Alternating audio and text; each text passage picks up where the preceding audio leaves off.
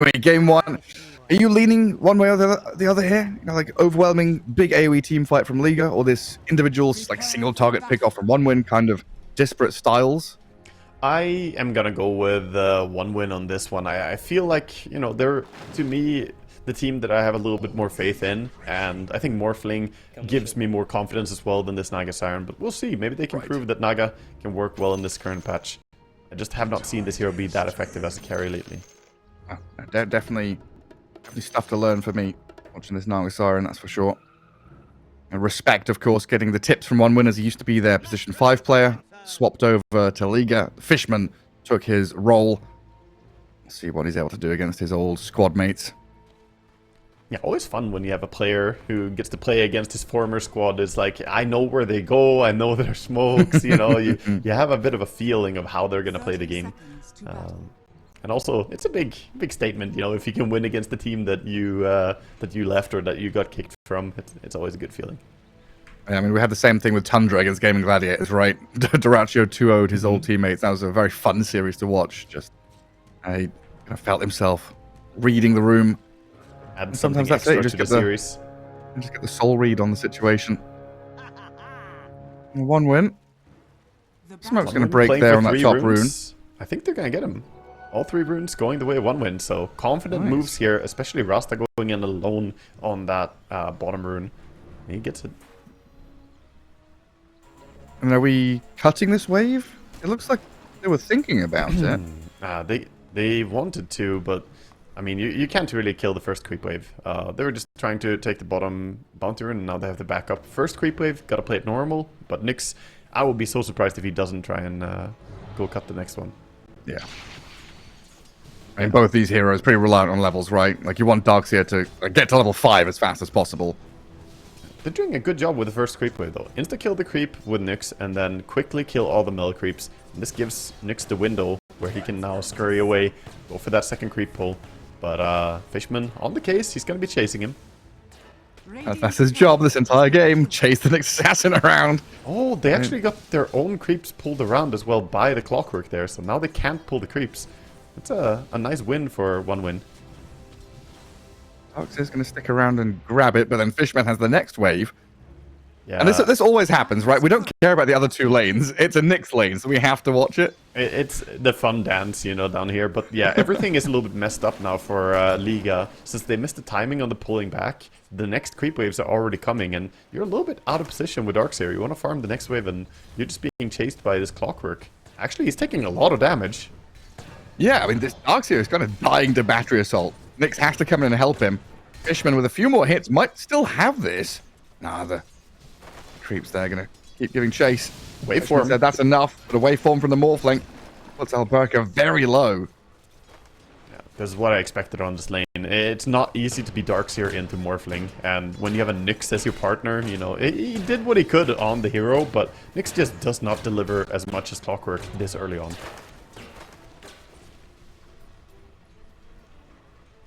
And to mention a little bit about the other lanes so far, you know, we got 10 and 4 on last hits for mid lane Shaker.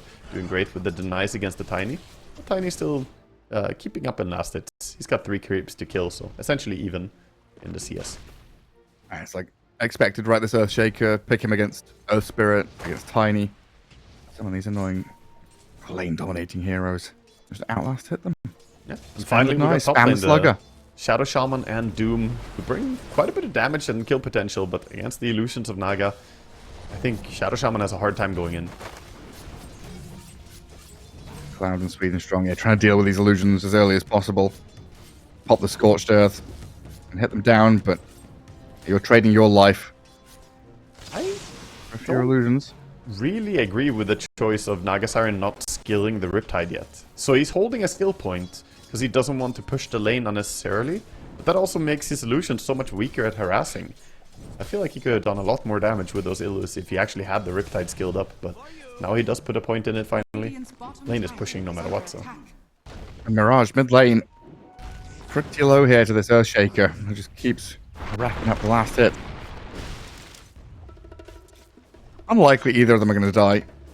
Yeah, they're quite often though in these lanes we have the Chinese supports rotate mid because he can offer first blood or kill potential. Yeah, that's true. Tiny has great chance to toss someone in, especially with a single TP. You can sometimes get kills. But overall, this mid lane should be a farm trade. Yeah, it was always what happened with Earth Spirit against Tiny lane. It was kind of even, and then Tiny has friends come and kill Earth Spirit. Then Earth Spirit dies, hits level 6, then roams to another lane and just starts rolling around. You have to exploit their Tiny's timing pre-blink. Well, he's not quite as mobile as you. Earthshaker still suffers the same problem as Tiny, right? He's waiting, kind of waiting for Blink to come around before he feels like he can fully play his hero. He does, yeah. Tiny also hits a strong power spike around like level 5. You start very, very quickly clearing the creep waves. With a few levels in toss, you just spam the creep wave, so it doesn't really matter if someone tries to gank you mid. You kill the creeps before anything happens. We've got the self-hex to get away from the ensnare top. Really strong, already showing save potential. Oh yeah, and there's always the exciting moment when Earthshaker goes to clear stacks. The Radiant Ancients and Large Camp probably going to be built up pretty big for the first Echo Slam. Yeah, definitely. We'll see how many stacks they can build in the jungle overall. Shaker can do it himself, but he would love to get some help from Sweden Strong on making that. He's not going to make any stacks on this minute, though. He's trying to play the lane with his Doom and trying to be competitive on this top lane. Yeah, and right now, not a massive difference between the Doom and the Darkseer in terms of last hits. The big difference comes from the difference between Morphling and Naga Siren, right? Where Morphling has a completely free lane. Yeah, and Munkushi is a very good Morphling player, so give him a good start like this, and he's going to make the most out of it. He's going for not Vladimir's first, he's going for Power Touch first, just to get to the attack speed, and he's going to farm up an absolute storm down here on bottom lane. And then, of course, the difference between the Darkseer and Doom net worth, you know, last hit value the same, net worth, what, like 400, 500 difference, is going to get in a bit of trouble top, though. Cloud, Naga, and Phoenix come in around behind him, get the kill on the Doom while Shadow Shaman was elsewhere. That's very nice, actually. Didn't expect him to find a kill on this lane, but that does go down. This gives Mary Rasta time to sneak over and try to control Rune at least. But meanwhile, Nyx has been working hard on stacks, by the way. He is making already a quadruple stack on the Ancient, and he's working on his big camp as well. Always farming one creep and keep stacking for himself. And yeah, he gets both stacks. Yeah, we had a game like this in the last quals, where it was like Darkseer and Nyx lane. They got completely crushed. Like, enemy carry had like 3-4 kills on them, you know? Like, this was a 0-6 lane first 5 minutes kind of shit. And then they just put Nyx in the jungle with Iron Shell on him to the right-hand Ancients, and then Darkseer farmed the left-hand Ancients, and they suddenly were like outscaling their opponents just from farming stacks. They were the wildest comebacks I'd ever seen. You can get a lot from clearing jungle. Those Iron Shells are good at killing the creeps. Oh, Fishman is slowly getting run down. Not much to do against the Iron Shells. Revenge time. Shira Jr. is coming in, though.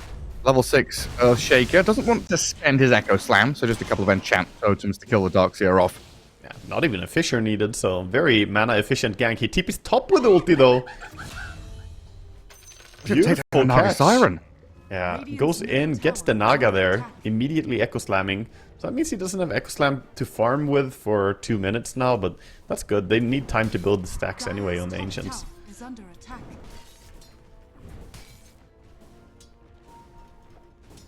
Cloud gets to soak up the space top, gather some waves, and get the farm going. Yeah, and Alberca is calling over the Nyx to start clearing some of these jungle stacks. They're going to go for the big camp at 7 minutes to get some neutral items for the team. Important timing to get those neutrals as soon as possible. Tiny. Mirage is here. 3-1 charges gives him a toss. And enough to kill Cloud. It might just be enough. The Hex trying to save him, but the damage comes out of this Riptide and physical from Liga. Yeah, throwing in the tree grab as well. Very nice to pair that up with the minus armor. Queasy, got to be careful not to die to Ancients over there. Yeah. Yeah, you look at them. They've just evacuated that bottom lane, and they're both farming Ancients. Yeah, and now because Darkseer is far away, it's not gonna aggro. Oh, we actually still have Chase here. They think they can get the Phoenix, and indeed, they got him. Earthshaker damage is pretty insane. Oh, the invis really gets pushed back, but he still bottles it.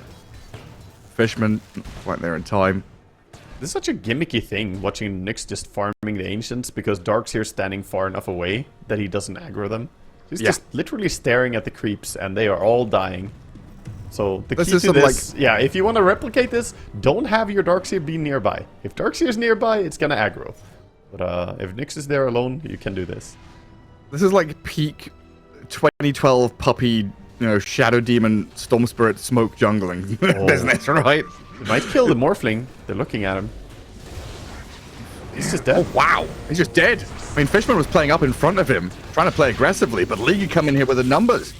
Oh, that is a big slowdown for Morphling, who's been having a clean game so far, free farming, doing great, but all of a sudden gets killed. The Ancient's starting to get farmed up. Nyx back to it again, and things are looking better for Liga again. It's like you after crushing that lane, right? Yeah, I see. This is what you were talking about. You know, the value you can get. Yeah, it's like Morphling's level 6 or level 7. He's thinking, I've crushed this lane. I've got, you know, whatever, 1 billion last hits. I'm never going to die. And he's like, wait, I'm dead? How is Nyx level 6? What's going on? Yeah, in fairness, he could maybe have predicted Nyx would be higher level than he thought there. He was sitting at 300 HP hitting a tier 1 tower as Morphling, so, you know, it's a Morphling moment. The classic. I don't need strength. You get one of those per day. That's it. Exactly. Slip That's up once, it's fine. Your team will forgive you. If you do that again and die to the Nyx, not good. Just the fact that there's a Nyx in the game, though, does mean that Morphling will farm slower just because he's... Look at him, he's sitting at 800 HP now while jungling. There's no one near him. If this was not a Nyx game, he would be sitting at max agi. So, yeah, just having the Nyx in the game is going to do that. Now he sees the Nyx mid, so he might morph down again. Fishman sees the Nyx mid as well. Is dived upon. Earthshaker jumps in, trying to turn this around with the Shadow Shaman. And this Phoenix looks pretty stuck here behind the Fisher. Brought down pretty swiftly. So a trade, at least the two supports kill each other off, basically. Respect had a good time in lane, but a little bit harder for him to make the moves around the map so far. Before he has ulti, he's not that strong. But he's pretty close to level 6, so his timing is still fairly decent. It's harder for the side of one-win supports. Clockwork, only level 4. Tries to leech mid experience now, needs his ulti before he can start ganking people. And then we also see the... You know, like the difference in timings for the mid laners as well, right? We saw the Earthshaker clear the pretty big stacks. So he had blink minute 9. Tiny still a couple of 100 gold away from it. So we've got Earthshaker making moves and playing forward with the Munkushi Morphling. Turn into the Phoenix, dive over onto Respect. Get another free kill up north. Chira Jr. will be able to secure that one. Then that turns into a tower. That turns into more map pressure. So one win, kind of good foot forward. Now trying to... They're doing a good job bringing Morphling to the team, right? Not having him be alone so that he will get picked off and die like he did before, but this time grouping up for this tier 1 tower, taking down a tower, and meanwhile, the bottom tower, it is going down, but maybe they could consider defending it. They're scanning. Push isn't the fastest, so Glyph and scan. Rasta considering going through the gate, but also wants to stick around the cloud and play around the Doom. He has his ulti. Queasy's coming. Yeah, Nyx is hunting. Well, there's nobody here. We'll see the Doom and the Shadow Shaman retreating. At least Nyx gives a bit of information to his team. With Tiny has blink, he's nearby, he can go.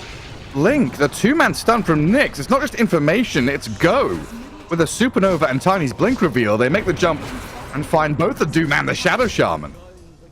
That's the strength of the Nyx really shown off there. Yep. He's a fantastic hero at setting up for your team's gankers. And bottom lane, Clockwork, using hookshot. Fuck a Darkseer. Gets the tower deny and then the kill for Chira Jr. That is perfect. At least they get something really nice there on bottom lane, because that gank bringing down the Doom and Rasta was pretty good for L1. L1. Calling him L1 sounds weird. Liga. L1, yeah. I feel like their name is so short, they don't need to have their tag just be L1. They could have the tag be the entire name. It's Liga, yeah. A bit of trading down bottom, Queasy for Fishman, as Mirage and Chira Jr. fight over the scraps. Killing supports in the bottom right corner. Phoenix also in this bottom jungle, getting some deep vision down as well. Naga Siren also, you know, similar to Terrorblade in the fact that the whole mirroring and trading objectives, playing the map, gets a little bit awkward, right? Because she's always there with illusions cutting waves. They add an element of distraction to your game when you have to deal with those illusions. I think what you're getting at is that the illusion heroes are really good at keeping areas they otherwise would have to forfeit, right? So normally this top area without a tower would be dangerous area to farm for a carry. But Naga, with those illusions, she can really keep top lane pushed in, and that gives Liga more space to farm and gives them a little bit more resources on the map. I mean, they're playing 3 lanes right now. Naga plays top, Darkseer next for playing bottom. They will bring a couple of heroes mid. Naga Siren steps forward, opens things for Mirage. Next Assassin scouting around the back, but an Echo Slam onto this Phoenix. Blows up Respect, and the Shackles into Doom turn on the Tiny now. Liga getting over eager there, sending their Naga Siren in first, with apparently no indication the Darkseer was ever going to join. Darkseer doesn't have TP yet. That was a miscommunication. They wanted to fight mid, they had strong timings, they had a pipe on Darkseer, but Darkseer had like 10-second cooldown on his TP when the fight initiated. So just miscommunication between Tiny and the Darkseer, I think, when they want to go on that fight. I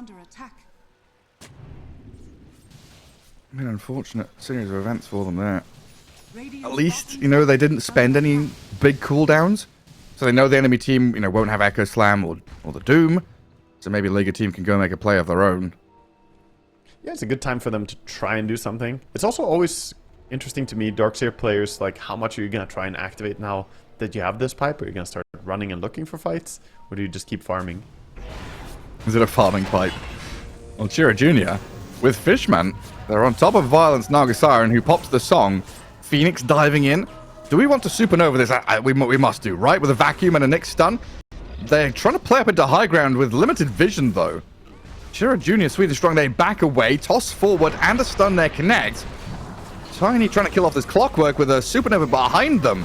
It's a scary high ground to play back into, but Chira Jr. has been saved up by the Shadow Shaman with an enchant totem. Has he got the blink? He missed. Can he jump away? Oh my god, he's out of there! The toss doesn't land. The Earthshaker escapes. And Liga, I don't know, big slip-ups here in terms of connecting with that.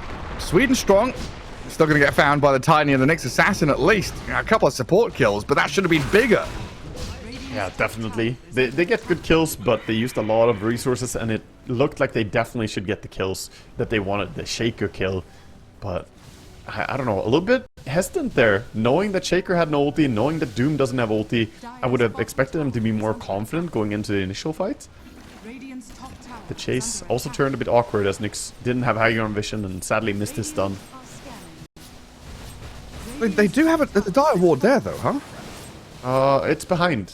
No, the ward doesn't have vision on where they were. The ward is behind the tree line.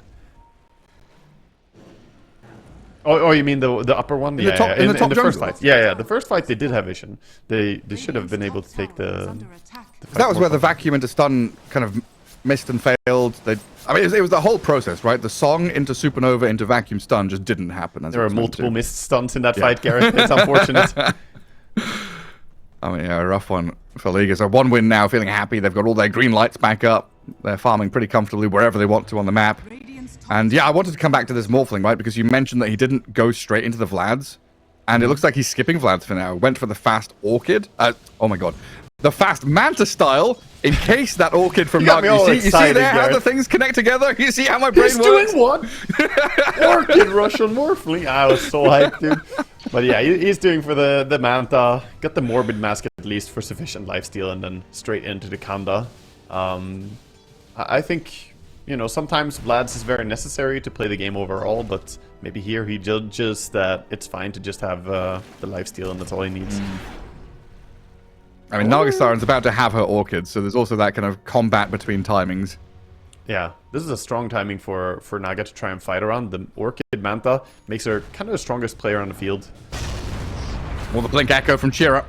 Straight onto the Phoenix. Respect gets blown up, and Fishman has the follow-through hookshot. Well lined up to catch Mirage's Tiny. Inside the Serpent Walls, there's no escape from this. And Queasy can try and throw a few stuns their way. Buy time for the Tiny, who gets doomed up. That'll finish him off. Violent, he's in here with Alberca's Darkseer. Oh, the shackles and the chain disables. They got fishers and enchant totems for days. The cogs will trap them in place. They do stun the Earthshaker as he tries to jump back in, and the Song of the Siren holds them back as Liga realize this is no longer a fight they can take. not having their Phoenix makes the fight so hard. They lost him first, and Chair Jr. still chasing, has the Aghanim Scepter. Carapace only protects you from so much. Yeah. The enchant totem, a third of his HP disappears.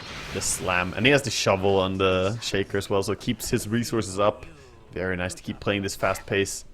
And we see, even though they, you know, did spend Doom there, I think that this one-win team is pretty strong without their big cooldowns as well now. Having the Aghanims on shaker allows them to be a formidable force.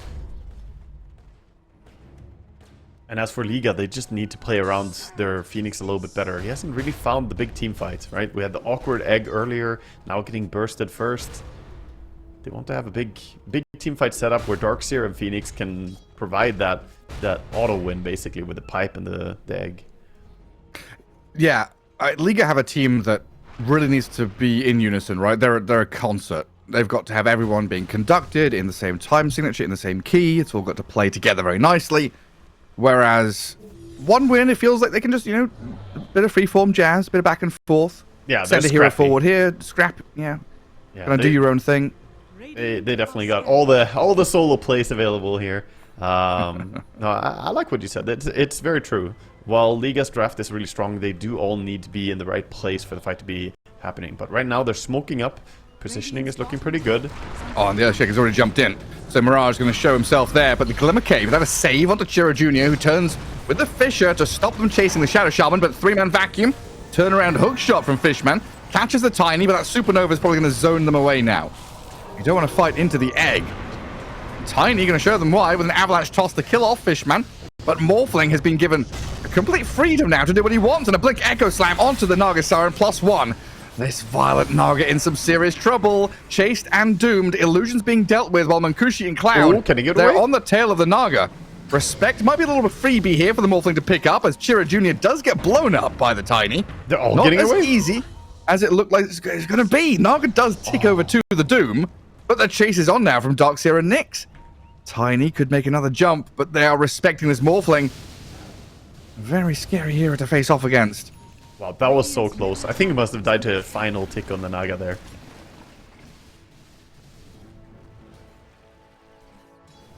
Died in the end, though.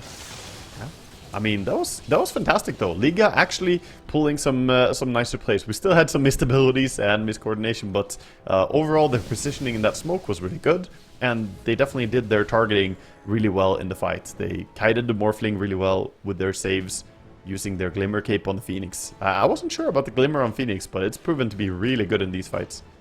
Keeping the enemy kited. The Shaker got kited, jumping in. Now next assassin, yeah, on the run from this Clockwork, who plops down a sentry and tries the hook shot. Oh, they're looking at a kill instead. Another quick turnaround. Tiny comes in, says thank you very much. Gives it to Queasy. It's gonna be enough gold pretty much to get his Dagon, right? Yeah, I believe. Oh, he already had a Dagon recipe. He got almost a Dagon 2 now. Cool. Just didn't have it sent out yet. Also got the Whisper of Dread, the best tier 2 item for Onyx. Getting spell damage always feels nice.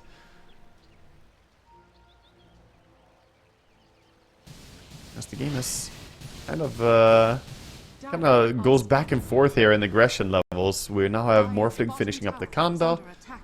Doom working towards a Blink, or Shiva's first, we'll see. I think he needs the Blink Dagger. The mobility is, you know, pretty good on the side of Radiant, but they need even more. Because the Kite is so nice with the Surge. You get to dive, you got, you know, Tiny tossing people out. Yeah. And even just, you know, wanting to keep up with his teammates. You know, Earthshaker, Morphling. He's going in. They see the real one, they know it. Earthshaker. Yeah, they do. Silence for now, but Fishman is in. BTB from Cloud to Doom and just chucked the ulti at this Naga Siren. Completely exposed in his bottom lane. Queasy gets a big stun. Lands the Earth Spike. In comes Tiny with a 4-man avalanche. A vacuum into the wall as well. The Echo Slam's thrown out in a dying breath from the Earthshaker because Liga chucked the kitchen sink at one win to get a kill, but they bleed out in the rest of the fight. Naga, Tiny, and the Nyx dying. Morphling now chasing Respect. He's going to stun him out of TP with a Tiny mode. The avalanche is there to get a double kill for Mankushi. I mean, that was beautiful from them. Really nice, like, 4-man stun from the Nyx, and they combo into it with the Tiny, but sadly, you're just missing damage. You don't have your carry. Nagasiren tried for a cute play there, going in and pretending to be an illusion, but the moment you use your Orchid, the enemy know that one of those two is real. And they could already see that one of them is taking illusion damage, so it has to be the other one. And he just stood AFK hitting the creeps. I think he dropped the ball hard there on Naga. I'm gonna put a lot of, you know, burden on him for that fight.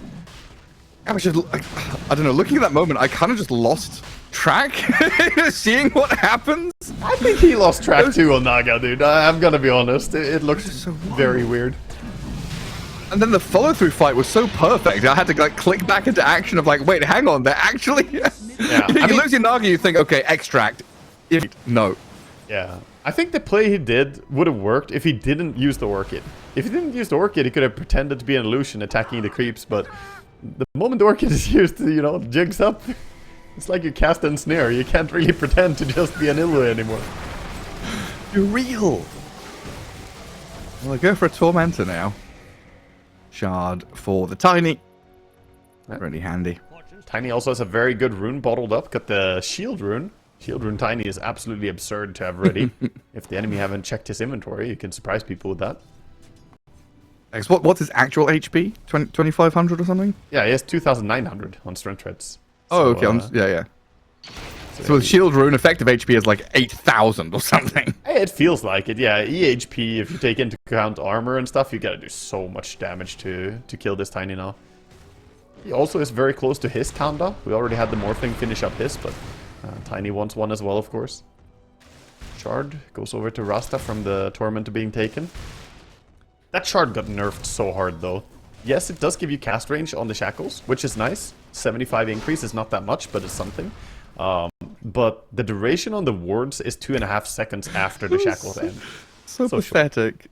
Yeah, I mean, it actually means as well, if you want to push creep waves with the Rasta, what you gotta do is shackle a creep and immediately tell the wards to hit some other creeps so that your shackle lasts longer so the wards don't die. But since the wards auto-target the guy you shackled, it's very awkward to push waves with. I never thought about that. Clever. Yeah, it's a bit gimmicky. It Yeah, used to be hit the super guy. broken, though. I mean, before the nerf, we saw Rastas just, like, flick the shackle and then run away immediately, and the creeps would just die. Yeah. That's pretty busted. Radiant's middle tower is under Especially if you have that chance of just getting a free shard from Tormentor. Of course, yeah. Always nice. Any support will be happy. Push is coming top now. We have one win, feeling pretty confident. They should. All their cores are big and strong. Whereas Liga, they do have heart now on Naga, so shouldn't die as easily as before. Radiant structures are fortified. And the smoke out of them as well. And one win getting ready. I mean, just a Morphling and the wards quickly take down the tier 2, so they're making a move back. This was scanned out, though. Liga know this is coming. Could maybe set up a good fight. The Naga just sitting here waiting as they echo some illusions. Tiny now back into this Earthshaker who has to BKB. But they've lost the Nyx. And Nagasiren's still here. Violet getting hookshotted up and surrounded and focused. I mean, this Nagasiren's just dead. Liga lose a couple of heroes. They now use their Supernova, but an avalanche from the Morphling chasing down this Tiny and Darkseer means Respect is isolated, fissured mid-dive, and finished off in a 3-for-1, which Liga knew was coming. I'm very confused, honestly, how that fight went that poorly. Because Morphling didn't join until way late. The Shaker ulted 2 illusions. Everything looked like it should work out, Gareth. I actually don't understand how they don't win that fight. When so they scanned it as well, and then you can see the twin gate being used. Yeah, you can. I mean, actually, the full fog of war is. I'm not sure it fully works anymore. I think you need to have some vision nearby. Okay. But yeah, they did scan it. They knew the move was coming, and the Naga broke the smoke in a good way and didn't die. So like everything worked out beautifully to start out, but then they just didn't really have the damage on their team. I don't know. Nyx didn't really connect on the right target, I guess. Looked to be weird. Now the Nyx Assassin trying to start off again. Gets turned on by that Shadow Shaman. Look at that cast range. He got the Shard, got the Ether Lens, and got the Eye of Vizier on the Rasta. So his Shackle is actually absurdly long range now. Allowing him to grab people who think they're safe otherwise. Jump top. Liga trying to get what they can. Losing it down bottom, they get a snipe on the Clockwork. But the Serpent Wards and the Morphling, you were talking about how quickly they shred tier 2s. They're right on the high ground, looking at tier 3.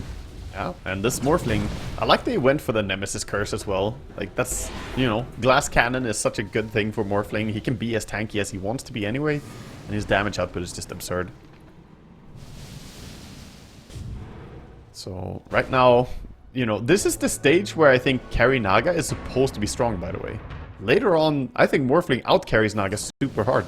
So, it's very concerning to Liga that they cannot win team fights right now. Falling behind, you know, going back jungling again with Naga, it feels like it's not the solution. Maybe he can finish Bloodthorn and then go fight, try and hit a power spike on that. Because the timings are just getting stronger for the side of Radiant, and I like the choice as well. Rasta queued up the BKB next. He's gonna go for just a reliable, I'll grab this target, and then there's nothing they can do to stop it. Pecan, my friend. Yeah, it's really going to take a couple of big team fights from Liga now. You know, talking about earlier how they need to be connecting this entire picture of their draft together with the combo they've got to really feel comfortable. It's, I don't know, it's like one of these situations where you lose a couple of lanes of racks and it's like, okay, there's one point of weakness now. Enemy's going to come here. It feels like OneWin knows what's wrong, right? They know that Liga need to have this big Nyx scouts, Naga baits, Darkseer vacuums out of a song into a supernova into a tiny combo, and if you don't give them that on more than 2 heroes, it feels like OneWin are fine. Yeah, I think basically the key thing is that OneWin realized they need to play close together. Look at the minimap. They're playing very close to each other. They don't want to get picked off by Tiny or by Nyx. You know, Nyx can scout and Tiny can follow up. That's basically what they're doing. Tiny is just following the Nyx around right now, looking for those kills. But OneWin are not giving it to them. So this has opened up the map a little bit. You know, when you go together like this, as OneWin are doing, it means that they're not able to push out lanes as much. So bottom creep wave is all the way at their tower. Now they go with the smoke play. This could be a decisive moment. Gonna run into Tiny. Smoke breaks. The blink is there. I saw him. Tiny has been spotted now. So Fisher into follow through. Tons of stuns. And Tiny's done for. Very nice grab there. So high mobility team. Like, you thought that he would be fine breaking the smoke from the high ground, blinking away, but nope. Get the waveform, got the Aghanims on the shaker, plus the blink. And now the simple process of clearing out the bugs. Get rid of this Nyx Assassin, get rid of some D-wards, pushing out your lanes. Oh, they have Gem on shaker. He saw the observer ward, but he's hunting for Nyx. Not gonna find him. Gonna go back for the D-ward now. It's just about to time out. Still get that money. There's so much freedom now. Courier. Like Nyx is hunting couriers. And he's been found by the Clockwork. Shirajin is there to lap up a bit of bonus experience. What's Soxy doing, Waga? Dogo is mad. Yeah, sorry, I'm just yelling at my dog a little bit for. Yeah. She's barking. We probably have some intruder, like I don't know, a bird outside or something. A squirrel. Yeah, she's just keeping us safe, you know. Dire's middle tower is under Yeah, this game's gotten pretty drastic for Liga, honestly. Like they've still got ways to fight back if they press all their buttons. But Morphling, I don't know, man. This hero has felt like the guy in a lot of these drafts. You pick him in that 4th spot. It's like, okay, we pick him, we ban to cover him. Morphling's gonna have a good lane, gonna have good scaling. And then if you don't have, you know, precisely the heroes to kill him and deal with him, it's inevitable. I think when you have Munkushi playing carry, I mean, I really like seeing him on Morphling. I think he plays really good on Monkey King as well and some other heroes, but Morphling just feels like the best hero in the game when you have a good start. Because you know late game, that hero is just absurd as well. Dire's middle tower is under attack. Well, the League are looking for one of these last efforts, which they can throw a tiny in towards one win. Earthshaker saved with their Hex, though. And Doom, BKB's up to chase the Naga. Manta gets away from the animation of the Doom, so not cast just yet. And the Song of the Siren here, over some BKB targets, gives them an opportunity. A couple of heroes in a row with a vacuum into the Sunray Supernova. They've landed their combo, and they finally get the kills that they've been waiting for. But Munkushi is still here. BKB'd Morphling, standing tall, turns around, and kills off a couple. Sweden Strong picks up the takedown on Tiny, while the rest of the Liga team, they're running for the hills. A doomed Naga surged up. Still being chased and hunted, though. Rocket Flare gives vision over the Darkseer, where Sweden Strong and Munkushi can waveform over. The damage from this Morphling, substantial enough to bring the Darkseer to his knees. And Liga, as good as you could hope for in terms of teamfight execution, that's what they've been striving for. You know, from minute one of this game, basically, that's the ideal moment, and they still don't have enough. Yeah, they didn't get enough because Morphling was not in that combination. They couldn't chain stun and keep Morphling controlled. He was DPSing throughout it. So yeah, they got some good kills. Getting 2 cores, getting Shaker and Doom is amazing. The initial jump on Shaker there, it felt like it had to work. When they jumped to Shaker and he got saved by Rasta, it basically won the team fight for them. Now we're gonna get a pick off here on the Rasta. Then they poke the Morphling and run away. Yeah, Morphling, of course, having the Lincoln Sphere as well. Does not fear anything at this point. And like we said, you know, he was allowed that one slip-up on Morphling, but he hasn't died a single time since. And he's delivering so much in these fights. Just confidently going in, auto-attacking away. Roche is up, and right now, one win not in position with the Shadow Shaman dead, so this could be a good advantage for them. They're gonna buy back the Shadow Shaman. Wow. They do not want to give away that Roche. But No, they Shaker's scan going now. good. Oh, he's thinking about it. The scan is green, and Sweden Strong's like, guys, why did I do that? Nah, they're in position. They're ready, and they know. So Naga just picked up a Lincoln Sphere. Bit of protection against all the single target nonsense, especially Doom, Hex. Tiny gets a bit of distance away from Cloud, who now jumps over with the Shiva's Guard. BKB Doom on the Tiny. He blocked it. Wait, The blocker, you're right. He gave him Lincolns. Just gave him Lincolns, blocks the Doom, now the Song into Supernova. They've got another combo attempt here with a vacuum in. They've got the Doom and the Clockwork ripped to shreds. Morphling now being turned on while the Blink Echo, it kills the Phoenix, sure. But is that all he wanted from this fight? While the broken Morphling trying to shift into strength, turning and fighting. Life stealing up a fair amount, but the Naga Siren brings the damage now. Violent is here. The Naga has shown up to play. The Lincolns, really a big, big move to save that time for a meanwhile to get them this follow-through, getting kills. Morphling, Doom, and the 2 supports all dead. Yeah, that was so nice. That was a game-winning Lincoln's move. It was so quick, could barely I didn't even like see catch it. Yeah, I didn't see Lincoln's effect on it either. He cast it right as the Doom was in cast animation. So really nice reaction to Doom jumping in. And that turned the entire fight. Everything hinged on them being able to lock down the Tiny and stop him from doing anything. But Tiny was even running away. He's like, guys, I'm doomed. He's like, no, you're not. I saved you. And then Tiny immediately turned and he went back in like, oh, I guess I'm going and killing some people then. Doom even goes, you're doomed. Yeah, he said you're doomed. And, you know, he's like, okay, I'll run away then. Goodness gracious. I don't even think I heard it, you know? Yeah, no, it was there, but it's just so many things going on. Gotta pay more attention. It's the sound of the splish splash from the Naga in the fights as well. That's all I A lot hear. of noises going on. What signs of life from Liga?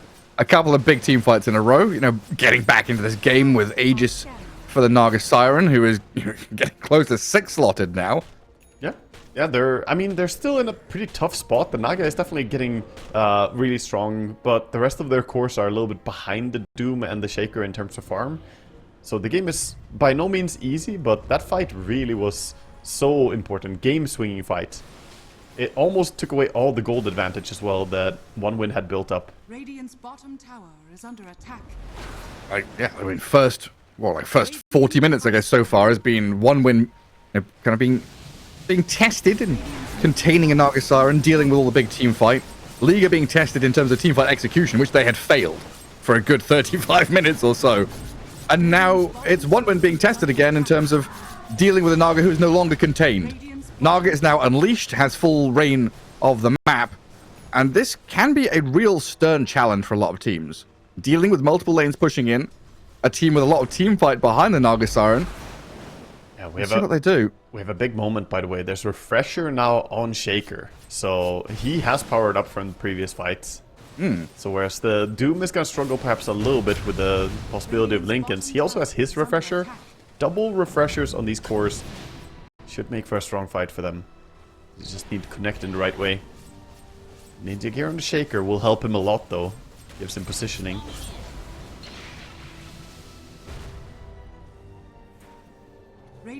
Oh, Clock is looking for Tiny. And then you look at top lane, Naga Illusion. Mid lane, Naga Illusion. Bottom lane, Naga Illusion. Yeah, everywhere. Very annoying to play into, for sure. Rasta and Doom are shoving top, but everyone is sitting bottom. They're ready for any kind of high ground push or toss back play. Sending Morphling Illusions out to push the wave. And here comes the Naga again, cutting top, dealing with mid. There are other teammates sat down bottom still. OneWin, you're hemmed in their base, but like you say, kind of breaking out a little bit to push top lane, gather up some Lotuses. But it feels like OneWin want to fight their way out of the base. They're not going to do it by split pushing and cutting waves. They're going to do it by meeting Liga head on. Need to find a fight, but Aegis for 2 minutes on this Naga. They could go at her on any moment. They might even decide to go through the Aegis. Having the refreshers. And a waveform starts things off here.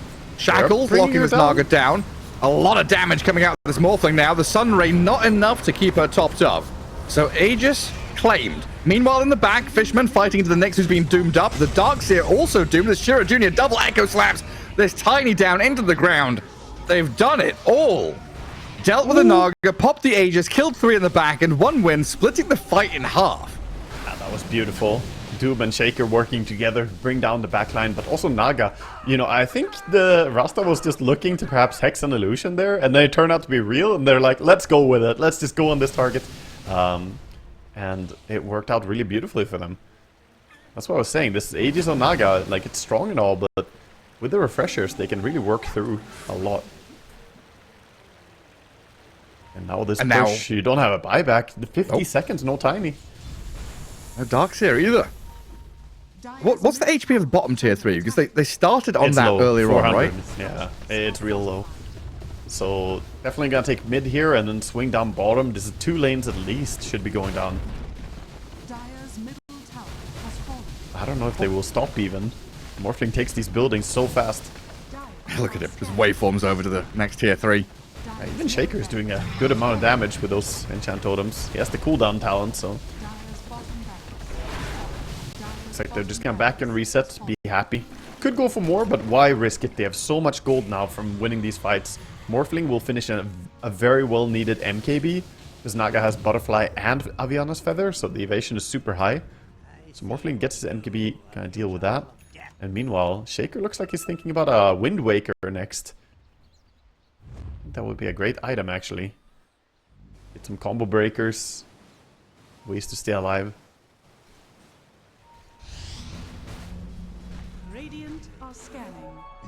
A big problem as well is Rasta having this BKB means that he's just gonna go for like Naga or Tiny in the next fight.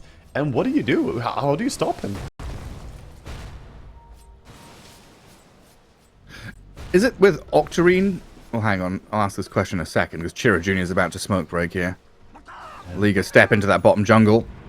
Oh, OneWin in a great spot. Doom and Clockwork, they both get jumped by this Tiny and Nyx, but you see the Morphling just reposition, waveform straight into the back, force the Darkseer away, Echo slam the Nyx Assassin to get a immediate kill, and now chasing the Naga. Oh, no, the BKBs are up, so the song means nothing. Supernova Sunray's been used up. Now a bit of a soft reset here from OneWin to back away from the egg and turn around with the Shadow Shaman shackled on the Darkseer. Another Echo slam.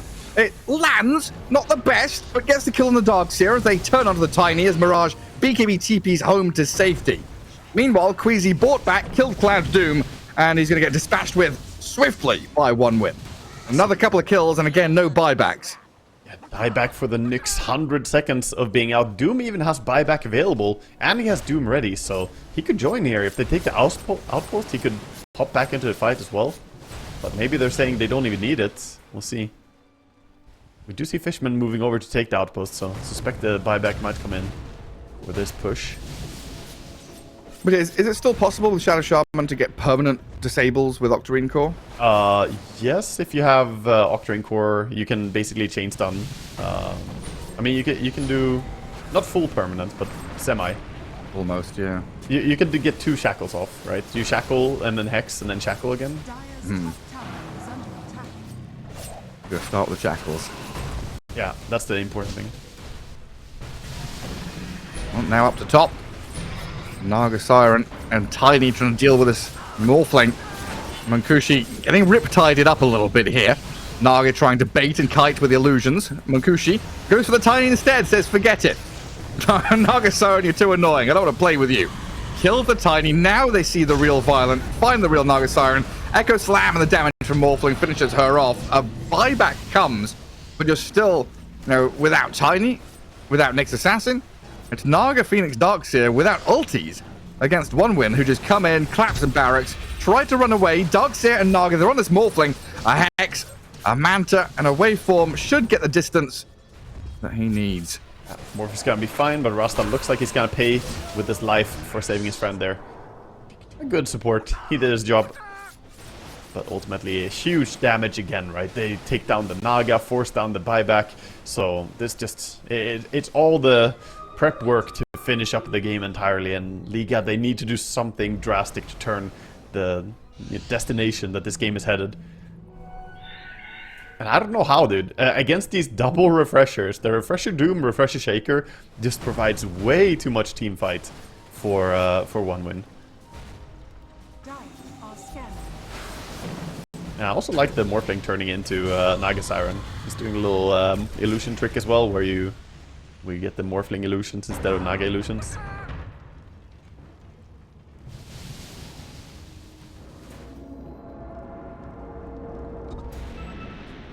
Now a bit of calm until next Roshan. I never usually want to, counter team out when they've got heroes like Enigma, Darkseer Phoenix, Naga Siren. I just have such a difficult time reading this Naga's power spikes. She walked into this last fight, and I'm like, oh, it's a 3v5. There's no way they can do anything. If they're able to get onto the Morphling with some stuns and Naga hitting, Morphling can die. He can. Yeah, the Bloodthorn does mean that Morphling can die extremely fast if you have the control. But the control advantage is just so heavy in the favor of 1win right now. They need to somehow stop either Doom or Shaker. You can't have both of them doing what they want in the fight. Nyx needs to find a good target.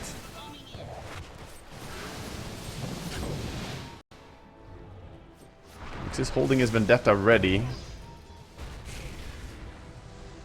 Playing kind of inverted here. 1win clearing Dire waves, pushing closer to Dire base. Liga in the Roche pit. But a 1win going high ground? They've got a mid-wave arriving. Yeah, they're looking for it. They're just going in. There is Glyph, though. You can delay this. They're not doing it. Oh, Last second. that might be a bit too late. Still going to get this barracks. And Darkseer, he's throwing a couple of spells at them there. The wall to try and defend. Barracks still falling, but this Song into Supernova on the Earthshaker could be a good start. He throws the Echo Slam, gets off the BKB, trying to jump away, but now getting stunned up and caught in the wall. Another jump back as Cloud gets into the Darkseer.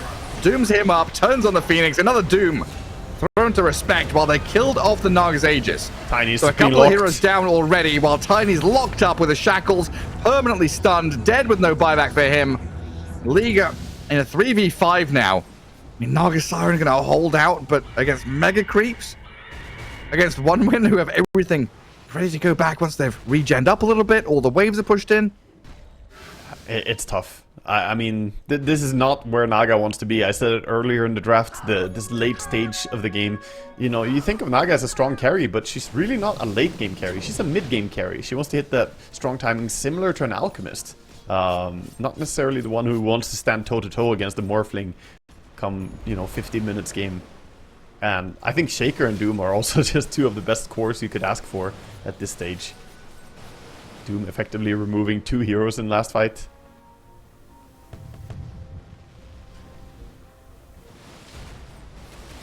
Just gotta hope. Yeah. Going back in, they want to take a fight before the Tiny respawns. They fixed up some resources. Sweden Strong has the Blink Hex ready, looking for a catch. Alright, where's Nick's assassin? Because he's got to do his best border collie impression. Yeah, Herd all the sheep together. You know, you could like herd the sheep together and then they're ready to get penned by this vacuum supernova. Yeah, he needs to be pulling some magic on this next assassin. I don't know how, but he needs to get close to like Shaker and set up the kill on him. And then they need to burst him. Like it's not a one-man job. They need to orchestrate this, like you said earlier. It's the whole symphony coming. Need your Tiny, Naga with the Bloodthorn as well. But one win, they're not giving up. They're playing close to each other. They understand the only way they can lose this game is by going alone. Just don't die to Nyx. Yeah, just stay together, play together, and they're gonna smoke and go in now, looking for a good start to the fight. Nyx and Tiny are not in the dire base. Yeah. This is like the worst timing for Liga and they the have a best ward? timing for one they win. They're looking for vision, but they don't really have deep vision here, so they can't see the Phoenix. They're gonna see the Naga. Hello! The Echo Slam into Glimmer Cape. Alright, Naga. Alright for now. Echoes you, runs away, refuses to elaborate. Naga was shook. I showed you my Echo, please respond. Doom?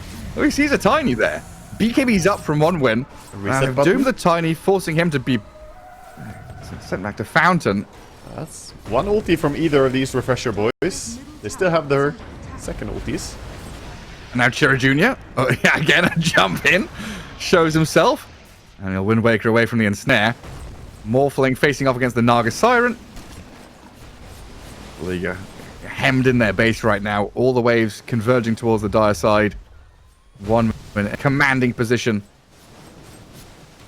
Monkushi able just to stand there on the enemy high ground, not really too afraid of anything. Could be a moment though for them to take a fight. Refreshers on cool or ulti on cooldown. It's just like starting on the Morphling's kind of hard. Now he's BKB'd though. That's a timing you can maybe turn around on. BKB expiring. They see the Earthshaker, the vacuum, the wall, the avalanche, and the combo. It's perfect. They've got a kill on the Shadow Shaman. The Earthshaker is still surviving, barely slipping away from danger. I can't believe they didn't get more from that. Oh my god, the Shaker. What? That is crazy, man. How did he live there? Actually, didn't even see. There's so many things going on at the same time. Morphling slips away, but expected that much. But that Shaker. How? Again, it's just like perfect from Liga, and they just don't have enough. How concerning is it though that they used 2 ultis before the fight, and they used the BKB on Morphling essentially before the fight, and still Liga don't really win? It's just a support for a support? Yeah, I don't know. This is a wild game. Maybe now they can kill a Clockwork? Fishman is pretty tanky though. He's got the battery talent. He's going off. He's got this Tiny trapped in the cogs. Another song into vacuum. Sunray's on them, but it's retreat time from Liga now. They're going to get chased down to the ends of the earth. Makushi's in Tiny mode, chases Mirage, gets them down to half HP. Doom thinking about re-entering as well here as Respect gets stunned up mid-dive. Glimmers and tries to sprint off to the right-hand side, but the sentry's there and the vision's given to take down the Phoenix. Multiple buybacks from Liga now. Tiny and Nyx returning to the battlefield, but Doom jumps into the back line, sees them all as they shackle up the Tiny. Again, this disabled duration, insane from the Shadow Shaman, and GG called. I mean, it took 52 minutes, felt like it was over in 10, but Liga tap out of game 1.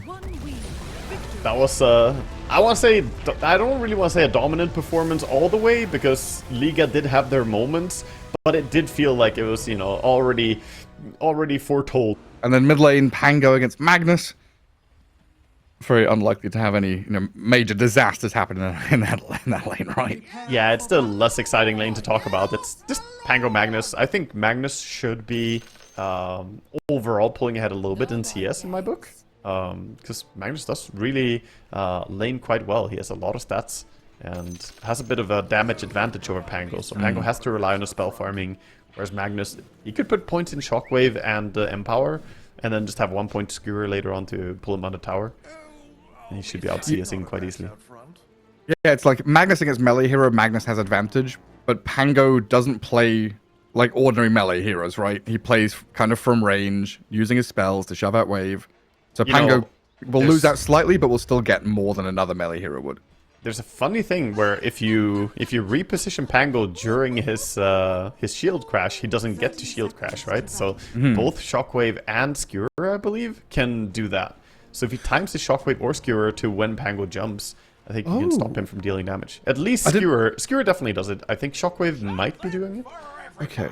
Yeah, I wasn't sure, but I didn't know about Shockwave. If that does it, that's It does reposition you, and overall Pango, I'm not sure it's all repositions, but generally reposition stops his crash from working. Eggs, you like to just hit the ground immediately without actually landing and crashing. Well, bottom bounty rune. Respect. Gonna get glimpsed back past his own cogs.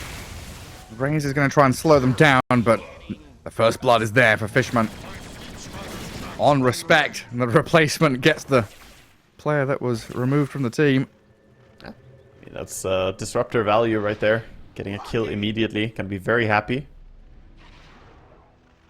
We'll have to be a little bit late to the lane on disruptor as he chooses not to TP to the lane. I'm gonna walk all the way across. Yeah, he'll be fine. Alright, Monkey King with that disruptor. I already see a bit of harassment coming the way of Queasy. Yeah, sending him back. Straight into the Monkey King's right clicks. Good from the Brood though to step up and fight back a little bit. You were saying that trading here vitally important because when we get these heroes to kind of hit level 2, it's always been a big talking point out laning stage. You get your second spell. All of a sudden you do a lot more damage or you've got control. That's where the big spike comes in. Yeah, definitely. Especially Monkey King. Once he gets the Jingu Mastery as well as his Bunda Strike, makes him so much harder. Bottom lane, we're seeing what we expected. Just both teams kind of battling out, trying to fight. Starcopter really needs his level 2 for Flak Cannon in this lane so he can start doing some AoE damage. There's Queasy already dead. Glimpse. Got him again. A lot of that is because of the prep work. The first go they made on him, where they didn't kill him, but they did a lot of damage. Now they could bring him down the second time. And the Broodmother's kind of like... is getting destroyed right now. He's not having an easy time. Well, the Broodmother up top gets glimpsed back in. With the kinetic field down, they allow the Jingu to stack up. Deadshot fears the monkey for a second, but a few more touches. Not quite enough range to finish off the Brood, but now it's like unlaneable.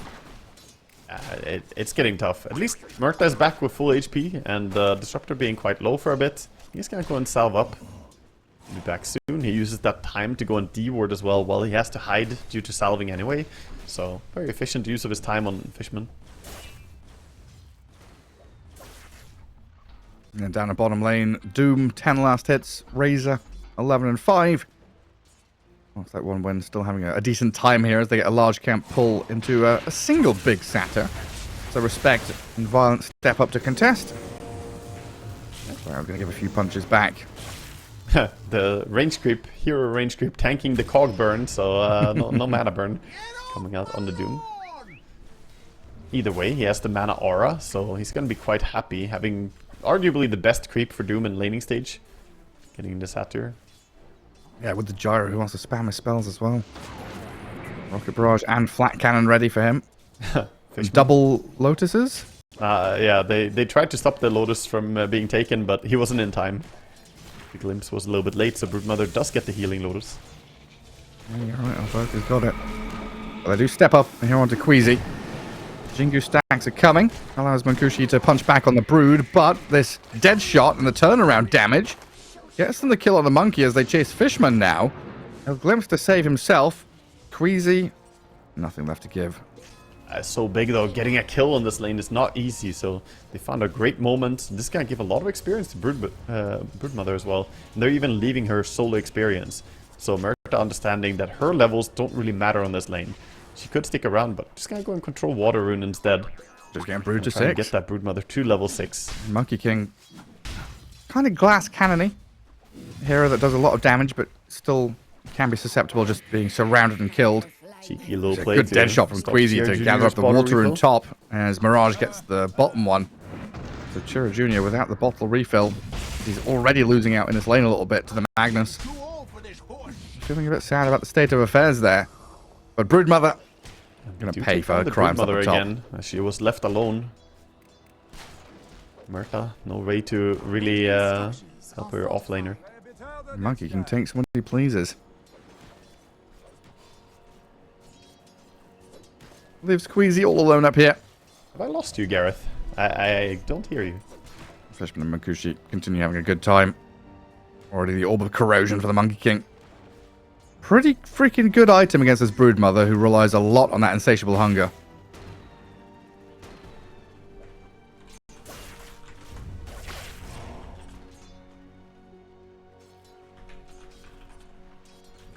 It looks like Discord has gone down. That's not a good sign, is it? Oh, seems like we have lost Gareth for now, so I'll take over a little bit. Now we don't know and who's just talk until we haven't. Is Waga talking or am I talking? Yeah.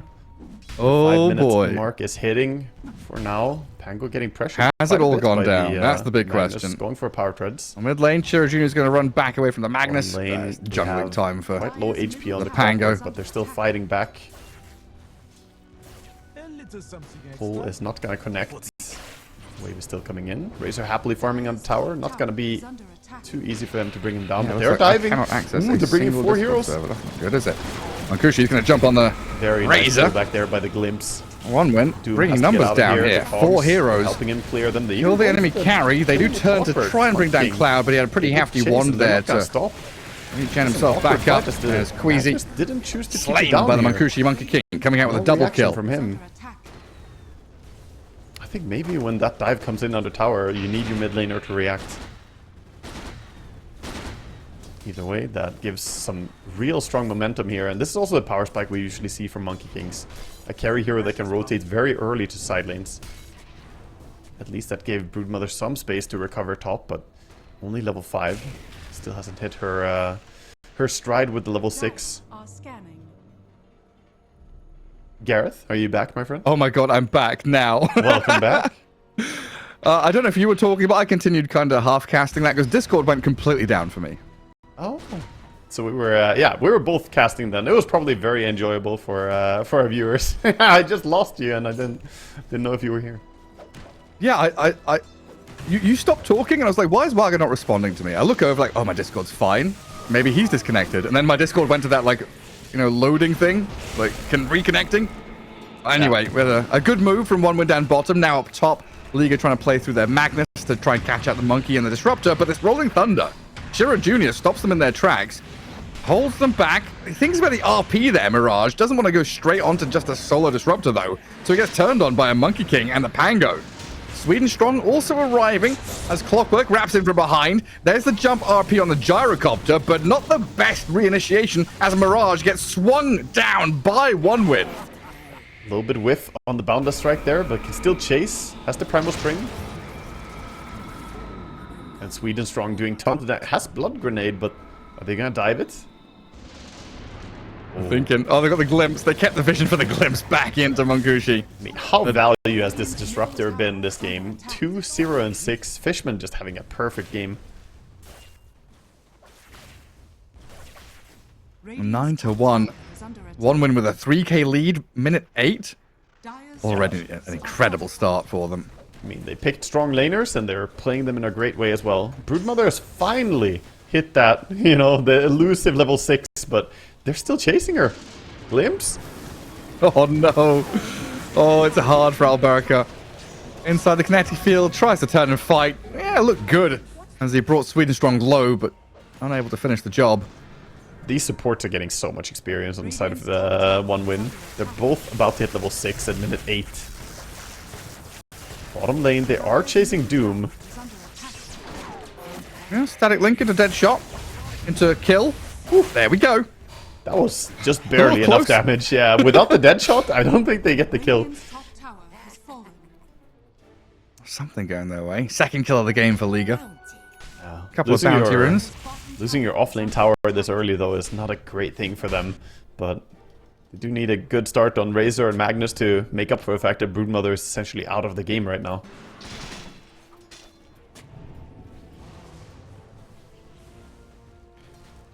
I can't remember. I'm trying to think of what I was trying to ask and talk about earlier on, but I guess laning phase is now breaking down. None of it, like Monkey King having Orb of Corrosion, I guess that was a cool little thing. It's normal item for Monkey King, but especially against Brood, Yeah. really makes her suffer. And now laning stage is broken down. Really a lot of space, like you say, for these level 6 supports on the Dire, but also Pango, Monkey, heroes that love roaming and rotating, using their ultis, off cooldown, gives them a good chance to play into this bottom lane now. This Razor could be in trouble. There's a lot of damage coming in. Level 6s all over the place. Respect, yeah, he was in position there to break the smoke and maybe tank the gank, but Razor's still getting a run at. Static Storm on the clockwork there as the Rolling Thunder's going to secure the kill, and the Razor in the back. Now we're 12-2 with Monkey King looking for a bonus kill. And he's going to leap into the creep wave here. Under the eyes of the Radiant, who did have a Magnus smoked up nearby. But it looks like League are going to give up on any chance of returning to that bottom lane. Yeah, he was in a good smoke break position on the clockwork, but he didn't have vision on the fact that he did smoke break, right? Yeah. He didn't know, he did do it, but he didn't see them, so it didn't really matter in the end, and the Razor just goes down. No real contest. A lot of room for the Broodmother, at least. Yeah, she's getting her space to come back into the game, but meanwhile this bottom tier 1 tower is being eyed up. It is full HP for now, but the catapult and 3 heroes camping nearby. Even popping the drums to get some damage, but Murta pulling the creeps is really useful. Yeah, stops the push in its tracks. Right now for Liga, strongest hero on the map is still going to be this Magnus. I want to try and get as much use out of him as possible. 700 gold until the blink for Mirage. So right now you're farming mode. Yeah, I mean, he's maxing out the Empower, he's just hitting the jungle and getting towards that blink, as you were saying. Once he gets that, they can really combo out. They have some nice spells.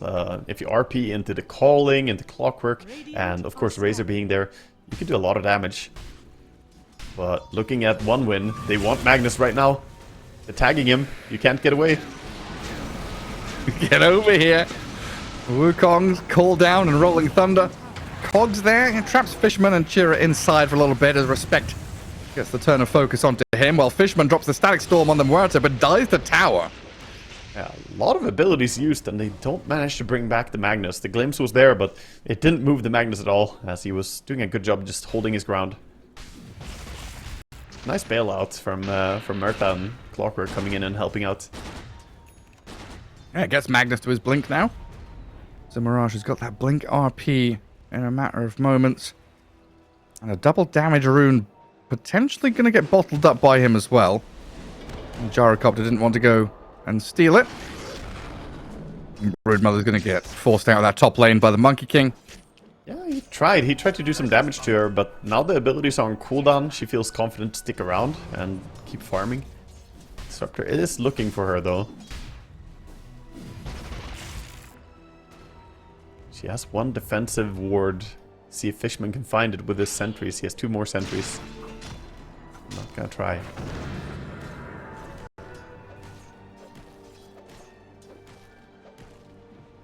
Oh, with the DD rune on Magnus, Blink Dagger ready. They're looking for a big pick-off. They want Monkey and Pango. Those heroes are the best kills for them. They scan out the gate being used. Monkey King gets blink RP'd immediately. Dragged into the Calling, and the Broodmother's damage. Immediate payback there from that blink reveal. That's great. Pretty quick gank as well. And didn't waste too much time. Just up there and get a kill. Now TPing bottom.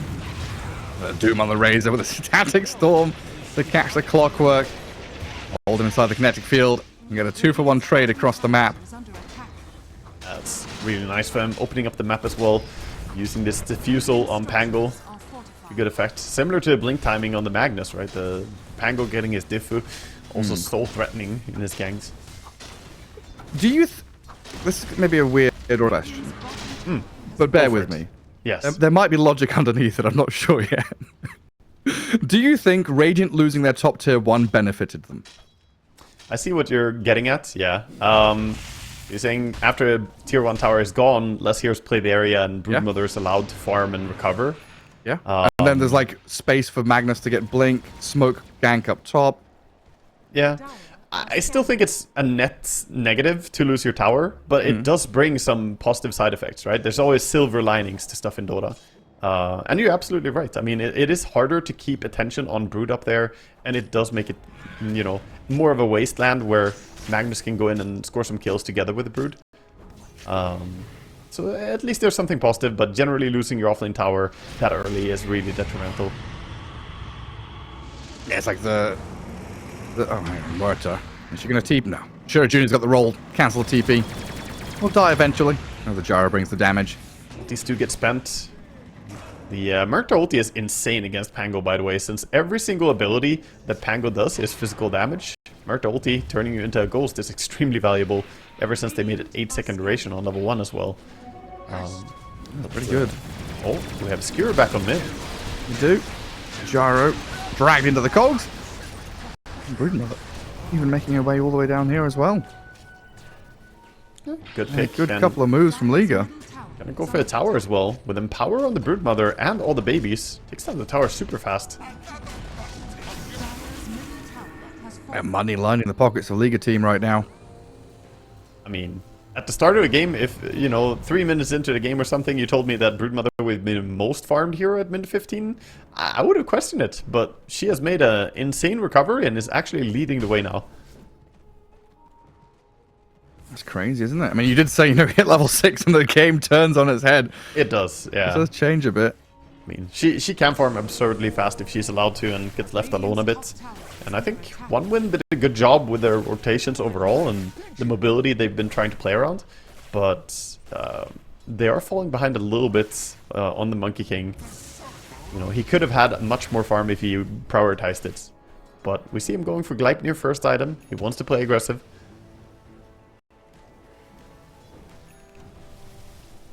OneWin wanting to use some of these ultis, use some of these item timings. Field, the Static Storm, the Wukong's command. They do not want this Brood on the map. Stop her from scaling and accelerating, and maybe a +1 onto Queasy here. TB cancel again from the Rolling Thunder. Opens this Muerta up to death from Sweden Strong. Racer and Clock are thinking about going in here. A lot of abilities on cooldown, but dangerous to move in. Clearing the wave in behind for now. Yeah, but Pango is coming. I don't know if you're strong enough for this. You have BKB on Racer, sure. But do you really want to fight into this? Being cautious, backing along the edge of the map as Pango is going to be able to cut the wave. And Dire running away as well. They've got that vision over Kevin the Kobold. Sent forward to scout them out. Whose is it? Clockwork's Kobold there. Just such a valuable tool to dig him up and have him stand in front of you. I mean, they last for a very long time. Was it like 60 seconds, I think, duration on the Kobold? So dig them up. You can use them for a lot of reconnaissance. And nobody uses them for the... What's it called? The shoveling? No, the digging? Prospecting. Prospect. That's the word. Yeah. Prospecting. Prospecting for gold, Gareth. Oh. Patch on Disruptor. Fishman. Dead inside the cogs. His teammates trying to punch back a little bit from range. Throw a few spells at respect. But an RP catches this Pango now on the way out. Dragged right back in towards them. And Liga, I know, making OneWin pay for that little bit of mispositioning around that middle river. That's what I love to see from these Magnuses. Just going for confident one-man RPs like that. Just go on the Pango. Make sure he dies. Bring down those big kills. I think it's the, you know, the new, let's say, call it the newer age way of playing Magnus, is that you don't need to think about getting wonderful, like, 3-man RPs. You just gotta keep farming, build up your item progression, And when you see a big kill, go for it. Just use the RP on a single guy, that's fine. He's gonna go for the Kayayasha build together with a shard, so it is that spellcaster style as well. How popular is that? Because I feel like I've not seen an awful lot of this Yashikaya. It's pretty new, but I've seen it quite a bit. In ranked, it gets played quite a bit lately. So it hasn't been used in Pro Dota too much, but I've seen it some. The cast speed is really nice for Magnus, since he has, you know, a lot of value to getting faster RPs, faster skewers, faster shockwave casting, and it's also more about the spell amp. Paired up with the shard, shard does so much damage, because it's 75% of the regular shockwave damage. He's going to take the shockwave damage talent on level 20 most likely as well, and then you just do a ton of damage just by spamming shockwaves. And the attack speed is pretty nice. You get Yasha for stats, Magnus being a universal hero.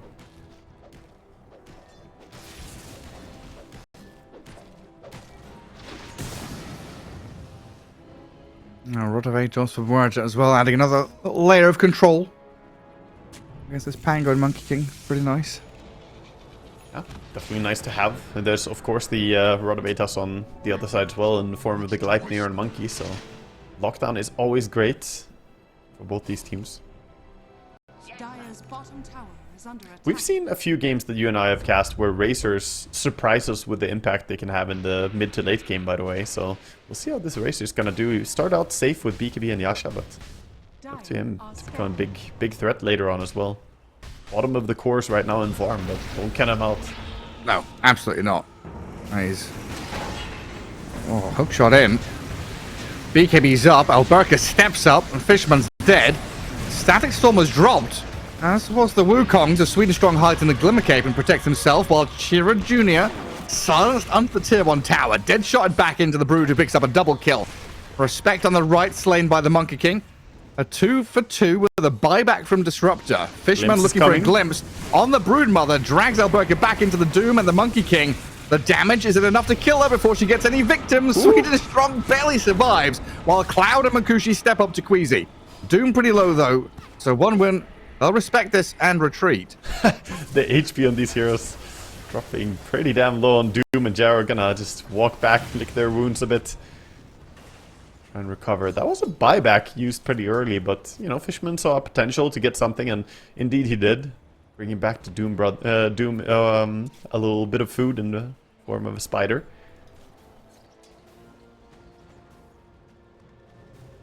Yeah, crazy back and forth fights. I'm still thinking, like, Liga team in both of these games now have shown some pretty good resilience in terms of getting crushed, you know, in lanes or in team fights, and still being able to punch back a bit and find something. You know, this game was, what, 2-12 or whatever? And it looked like it was slipping away from them quickly, but they've come back in it, you know, a bit of back and forth. One win, still the team out in front with a 4K lead, and getting the better trades overall, looking at the Brood and Magnus both dying in that fight compared to, you know, the Pango plus support, buying back, etc. Yeah. I mean, both the teams are very competitive right now and quite evenly matched at this stage of the game. So, unsurprisingly, we're going to see some pretty intense team fights already at 20 minutes. The Kayasha is completed. Sweden Strong going for a little bit of warding. We'll see a spider immediately. Run away. Brood has that BKB and Orchids, as we saw the BKB in last fight doing quite a bit of work. She's building towards a Bloodthorn. Right, so he talks about this Razor kind of surprising us, you know, with the mid-game impact. Even like late-game scaling of Razor always catches me out. Sweden Strong going for a solo kill. Bottom, he's got it. Yeah, that's the shard. It's a ton of damage. A Gyro shard, and he's got time for the rest of his team to show up. Still going to die to the Brood and the BKB, but even just forcing the BKB there after getting a kill, it feels pretty decent for the Gyro. Oh yeah, that's great. That's really nice play by Gyrocopter, and feels good for him to get that solo kill. Push him a little bit closer towards his Force Staff as well. But yeah, it feels like both Razor and Brood have gone from being very clear identity heroes, where Razor is the anti-carry, you pick him against Lifestealer. Broodmother is, you know, the... Oh, hang on, is it the skewer back on Disruptor? Hook shot misses and the Doom is in with the Monkey King. Magnus now the one in danger as he's doomed up. They do get back onto Mankushi though. The Wukong's expires, but the Broodmother's turned on inside the Static Storm. and slain quickly while Chira Jr. just jumps over the cogs, chasing Respect and Queasy back behind their tier 2. Because I'll never get to make my point or remember what I was talking about because there's action non-stop. You were talking about how the identity of the heroes have, shifted a bit. They're not just what we used to think of them. Razor used to be a very, very simplistic hero. It's like, oh, you pick him only to counter carry, but no, he can really scale quite well, even without necessarily going for some super greedy build like going Radiant or Mjolnir or something like that. You don't need it. You can go BKB first item and still be a super strong hero come minute 40 or something. And Broodmother similarly can also grow to be quite the right clicker nowadays. Yeah, that's the scary thing, right? It's like Broodmother used to have Spiderlings at level 1. Let's be real. That was busted, owned in lane. Now it's at level 6. There's these kind of ebb and flow, little back and forth of kind of poor in lane into level 6, then stronger, can get jumped on and killed, but still, with innate talents, facets, items, neutrals. A lot of these heroes that were one-trick ponies in the past all of a sudden have a lot more to give come mid to late game. Everyone has some form of scaling one way or the other. Yeah, People like Malrine and Amar have shown Razor absolutely is one of the best heroes in the game. For sure. Yeah, Razor is one of those heroes that, as long as the player knows what they're doing, it does take a bit of skill to pilot it correctly. But if you do know how to use the hero, you can make anything happen with this hero. Like, from core perspective, he can be a great offlaner, mid laner, or even carry. It all comes down to how you manage to play it out. We'll see how he's going to do in this game, though, as game is getting a little bit tricky for him. There's Shard on the Monkey King now, so he has some repositioning on Monkushi. With the Boundless Strike, of course. And it's hard to get a good static link off on Doom with his drums and face boots. You also have the Pango just jumping around. So he's struggling a little bit to find his place in the team fights right now. And after the pause, it's always sad when you have a long pause and you're still dead. Magnus and the Broodmother are like, okay, twiddle our thumbs for a little bit. Yeah. Wait to get on the map. It's always one of those things that trigger me when you see a game and someone disconnects and they don't have buyback and they're dead, and then people pause and it's like, wait for him. He's dead for 70 seconds. Just play out the game, don't sit around and waste your time. Yeah, it makes no difference. Yeah, I mean, Pro Dota is different, I guess, but at least. And pub, screw it. Spam F9. Yeah.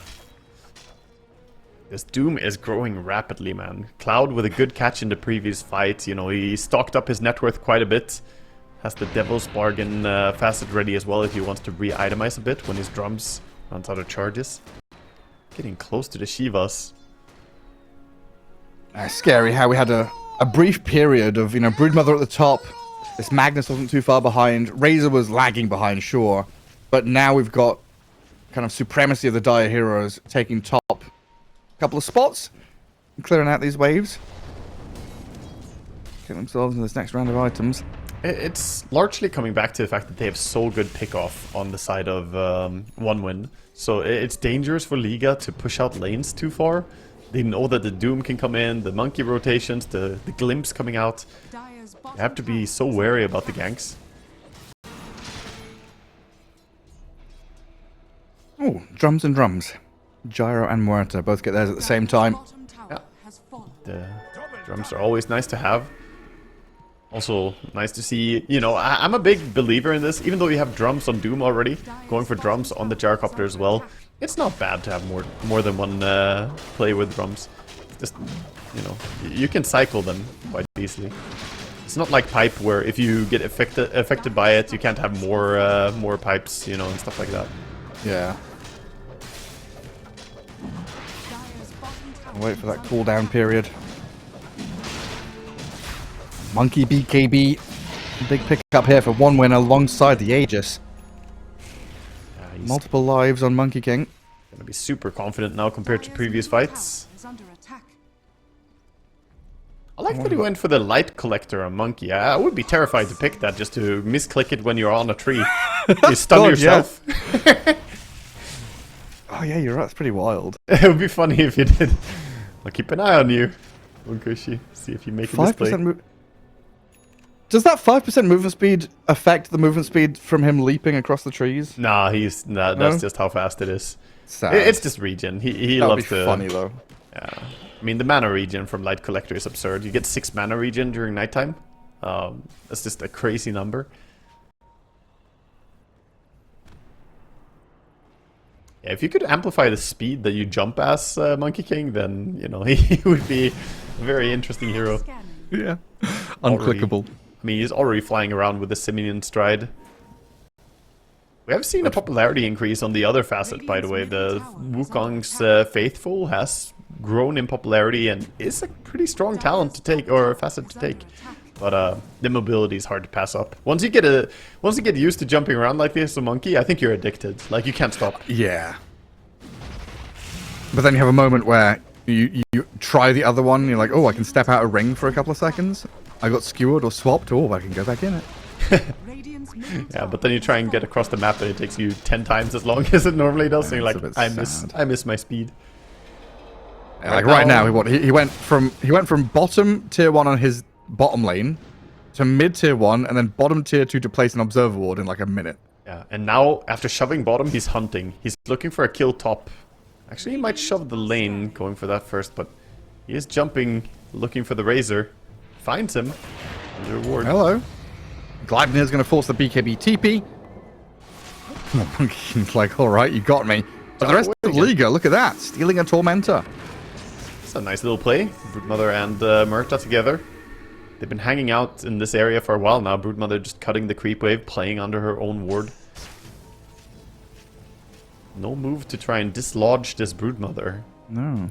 That allows her to farm for quite a while, and if she gets to a Lincoln Sphere, which is her next item queued up, then she'll be pretty hard to deal with. Harder to doom, also difficult to glimpse her.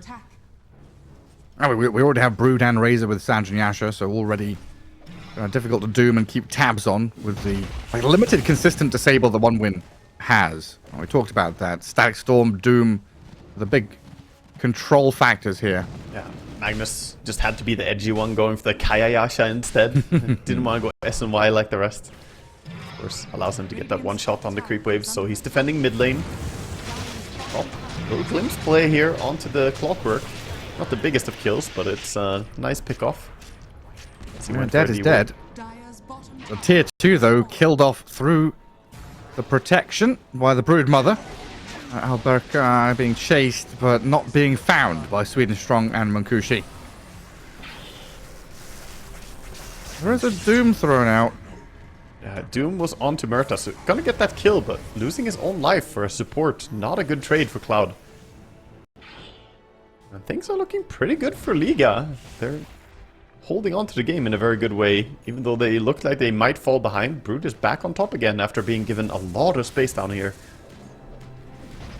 Becoming very scary.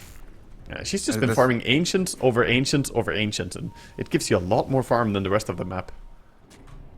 Now one winner starting to play into the Broodmother, but the Magnus is here as well. Liga going to be setting up around their high ground vision they have on this right-hand side, which has also enabled the Broodmother to sit here and play for a good 5-minute period.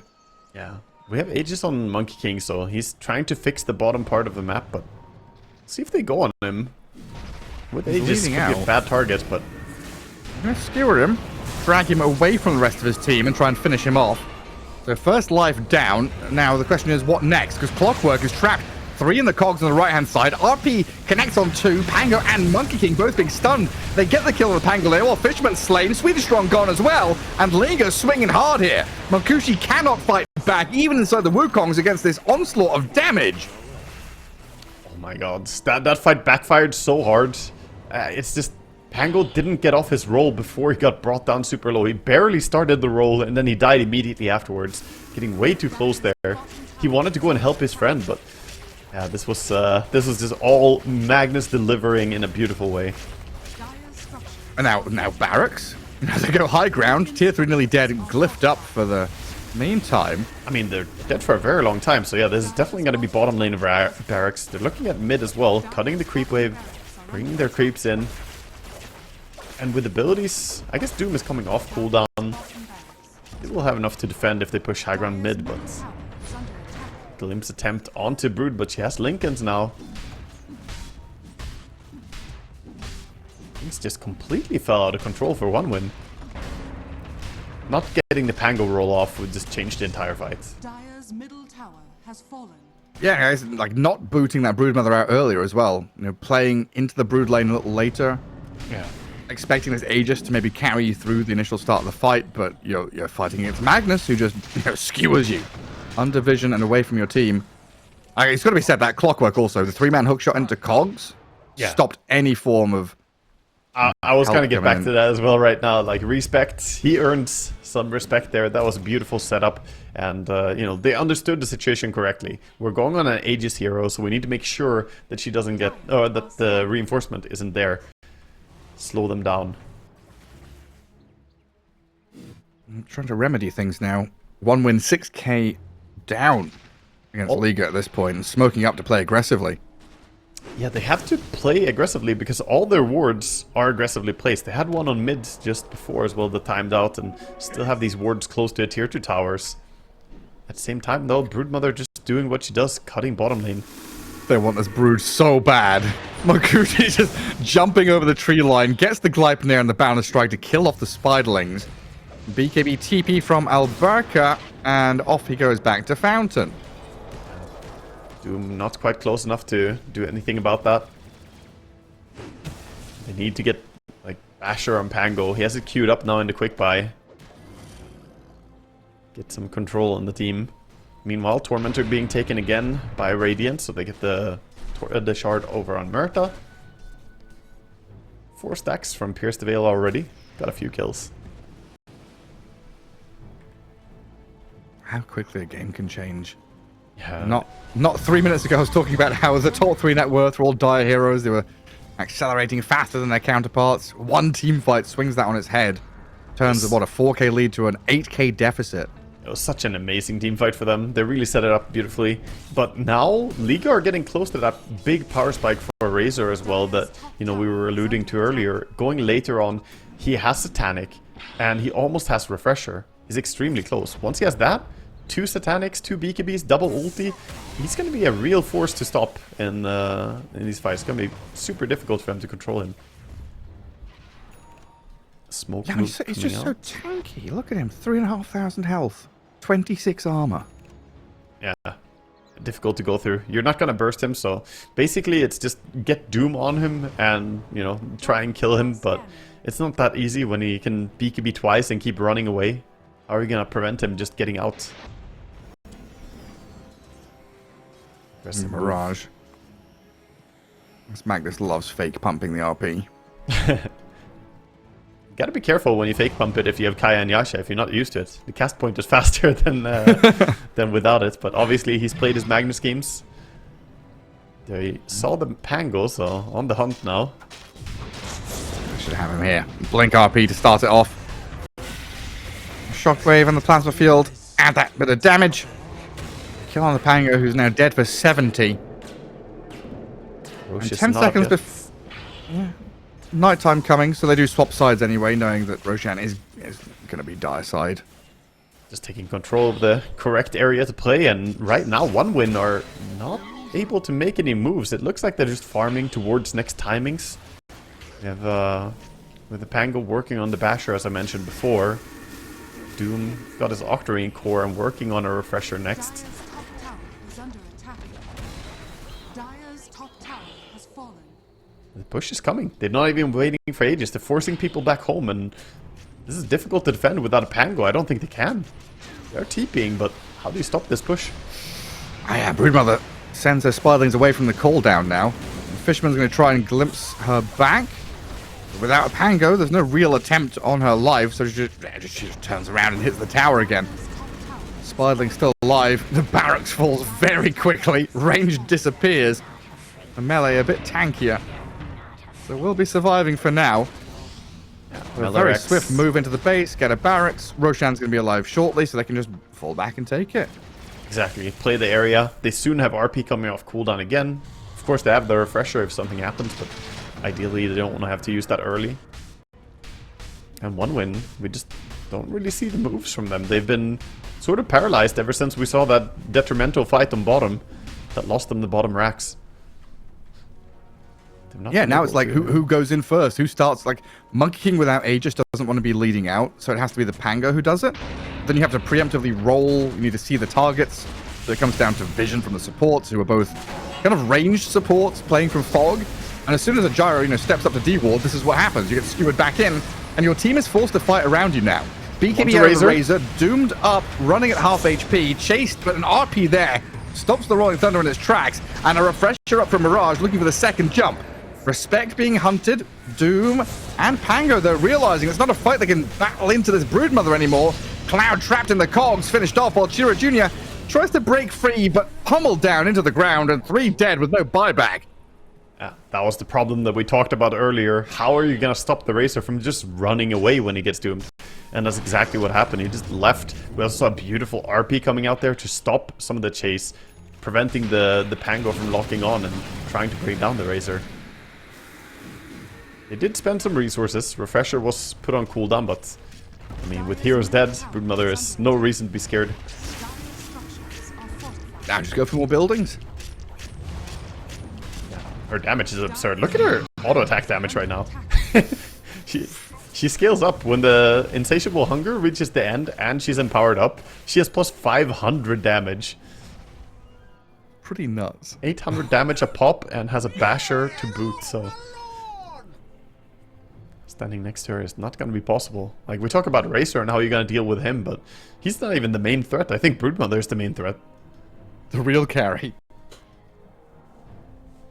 That's why Dota is such a beautiful game, right? You look at the draft and you think, okay, Broodmother into a Monkey King. Lane's going to be hard. Maybe you can turn this around. And as Broodmother has, what, since, I don't know, like minute 20, just run the game. Yeah. Playing through top, forcing all of that movement there, and then playing on the right-hand side, so one winner just chasing this Broodmother around. L1ga has played it really well, and I also think that they just understand how to utilize their Broodmother in a really good way. Like you mentioned, when they cut the area where she sat on the Ancients, the rest of the team, saw a chance. Okay, we can play the rest of the map, and she can just cut that area. It simplified the game a lot for them. And right now, speaking of simplifying, gonna go for an Aegis. Game is already looking extremely favored for Liga, but why not close it out with an Aegis? Yeah, use this 15k lead. Smoke Dire scan it, TPs. they've got to know what's happening. They're coming to fight this. Roshan's nearly dead. Power Rangers arriving here around the outpost, but Respect is already there with a hookshot and a cogs to hold them back. Chira Jr. sees the Razor. A glimpse on the right-hand side going to drag Clockwork in towards the gyro, but now the Broodmother's going to arrive. Yes, the Razor's BKB doomed and running away. Chira Jr. and Cloud, they'll finally get the chase down and take him out. Broodmother, though, standing strong, turns and looks at Fishman as a tasty little morsel. Brings the Disruptor down quickly, while the rest of the team fighting past the Wukongs. Mancusi has had to run out a bit, while Queasy's Muerta surrounded now on all sides by One Win. A lot of poking and prodding here, but One Win, Chira Jr. can he escape from this? And RP's there onto the two of them, cleaving through the Brood and the Magnus. A lot of damage to contend with, as Chira Jr. and Sweden Strong both get RP'd and killed. Jam on the floor as well. I think that's like the best possible fight you could ever get there if you're One Win. Like, they get the perfect takedown, getting the Razor killed, and ultimately, even if you win the fight like that, you're still not dealing with Brood. She has the Abyssal Blade now as well, still has the Aegis, you didn't kill her a single time, and finally, she got level 25 from that fight, so the base attack time talent is also online, her DPS higher than ever. Say goodbye to your buildings. Mid racks? What racks? Disappeared. And then tier 4s. Monkey King and Doom, they're going to find an opening on the Magnus. That's a good start. Mancusi and Cloud, they're there. Glimpse. Fishman trying to get a bit more, but that's allowed the Magnus to slip away back to Fountain, while the L1ga Brood still on the run. He's just going to get claimed up, or potentially not, with a BKB and a lifesteal out of this Broodmother. L1ga 1 versus 4. Inside the Wukongs, though, a different story now. First life down, but my god, this Brood can punch back. Yeah, A buyback from Fishman, and look at them. They're respecting that Broodmother's strength, falling back to their base. They want to take a fight when Magnus is not there, though. Running away doesn't feel good. On the run. Meanwhile, that was happening, by the way. Magnus TP'd out base. We saw that. He would have died to Doom, but he bought Yule's Scepter. Yule's himself towards the last few ticks. Survived because of it. Oh, no way. Yeah, so he's back again.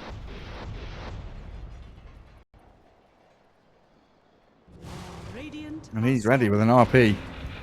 All 5 smoked. I mean, this is the killing blow. They don't need to RP the gyro. Skewer him back, try and elicit a reaction. Respect misses the hook shot. As Razor BKB refreshes, runs towards Cloud, who TPs back to Fountain from his throne. Shira Jr. rolling that way. A one-way street back to your base. They'll smoke up and look for this final attempt. Throne's exposed, but the RP, it's there from Mirage. Catches the 2 supports, both of them down in the grave. And good game, well played. 1-1. We're heading to a game 3. Very nice. You did say it before the series started that these teams, they have been evenly matched, and we see it again. 1-1 to start out. Liga with a fantastic game too.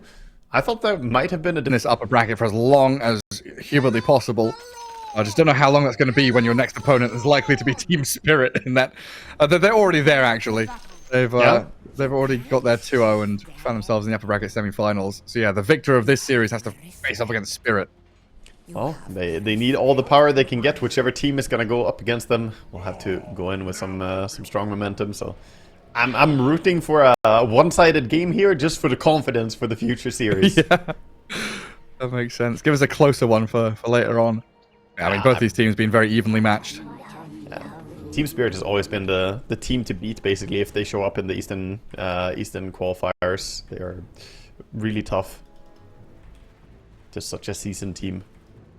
It's kind of funny how it's always been like that as well, where Team Spirit 2 times TI winners, but they always find themselves in the EPT in qualifiers. Bet Boom or Paravision or whoever have kind of found ways to win quals, potentially beat Spirit, or there's been multiple spots to bypass Spirit. This time you have to contend with them. Yeah, indeed. You see late smokes coming out here from both teams, moving around. They saw the smoke break up top. Bristle access. They must be up here. We'll see them try and play for the other 3 runes on the side of OneWin.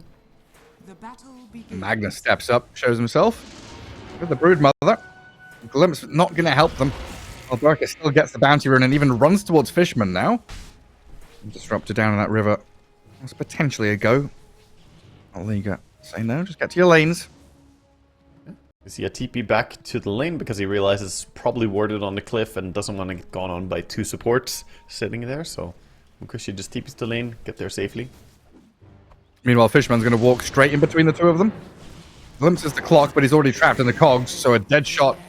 These cogs bouncing around. The pinball machine onto Fishman's going to get first blood here for Liga, and the Muerta will wait to take him down. That was a great start for them, and then TP back, of course, get to a lane with Clockwork. Meanwhile, SF has been fine. He has the races on first creep wave, so hard for him to contest him. Yeah, Catching the Clockwork a bit, or the Jar a bit. yeah, Clockwork SF, a tale as old as time, but only recently did we discover through scientific methods that cogs have no souls. Yeah, it's been updated, in fact, we've taken their souls away. It's unfortunate. Cogs are just the red-headed stepchildren of the Keen family. the sniper, the gyro, the Clockwork, whoever it might be, the cogs are meaningless machinery to them. Yeah, it used to be that SF would deny cogs and stack up a bunch of souls, get more damage. But now it's just primarily melee, hero, tanky. Cogs trap people, raises good damage. Yeah, it's very nice combination for all those reasons, even without the little gimmick. And we saw Murta TP back to base top. Scared to go down to the Disruptor chasing her. He's running towards the lane, bringing the Orb of Venom for the Broodmother as well. Respect. Blood Grenade and Rocket Barrage going on him. Cloud is level 2, trying to catch up to this Clockwork. Looks like we should be able to hit him a couple more times, but he's making them bloody work for it. Round and around the trees we go until he dies eventually to Sweden Strong. Tried his best to kite, but very difficult to run away from a Gyrocopter. He has 320 movement speed. One of the big things about support Gyrocopter is that he has that mobility very quick early on. I've just realized Sweden Strong. His name only has 1G at the end, right? But he's got his Twitch name added to his in-game name, and his Twitch name has 2 G's in it. Who stole Sweden Strong's Twitch username? Oh, I Own up. see. What the hell? Who was it? Is it actually stolen? I'll have to go and check it out, or if he I just don't know. linked it wrong. Yeah, what he did, he copy-pasted it and added a G to the end by accident. It happens. Sometimes you put it wrong, you know. So, Sweden Strong without the extra G does have 16,000 followers. Let's see about wow. Sweden Strong with an extra G. Does it exist? Did he just Maybe typo? It doesn't exist. He typoed his own Twitch. Typoed the extra G on the end. Oh That's no. rookie mistake right there. I thought it was a situation where, you know, people have like TV at the end of their name or something Yeah. like that. That always gets Or- me. Yeah. Or was taken is the classic. Your username, but then was taken at the end. So the other day I saw a Moonduck chatting in Twitch. And I was like, is that real Moonduck? Did they come back? No, it's just someone else who has Moonduck, and then the Moonduck I know is Moonduck TV. And I was like, oh yeah. It's got like a freaking TV at the end of it. Of course. Anyway, Dota's happening. Chiro Jr. is getting hammered by the Magnus mid lane. Whacked around. Couple of CS behind. But regen-wise, looking pretty sad. Yeah, he's taking a lot of damage. Every time he goes up, gets clicked quite a few times. Magnus has a lot of physical damage, so the 0 armor of Tiny struggles a bit with the Empower and all the damage coming out.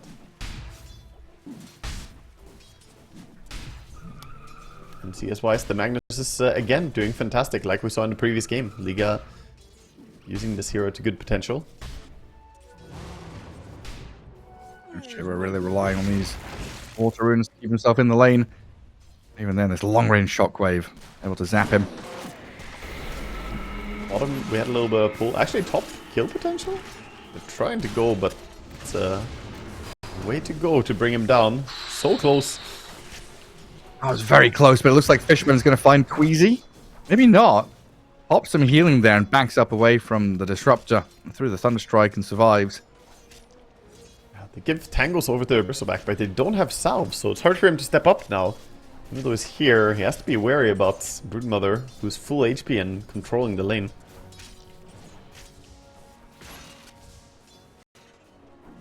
Broodmother having a happy old time now. Yeah, compared to last game, L1ga is feeling amazing. 27 CS, he's actually getting to lane this time. Okay.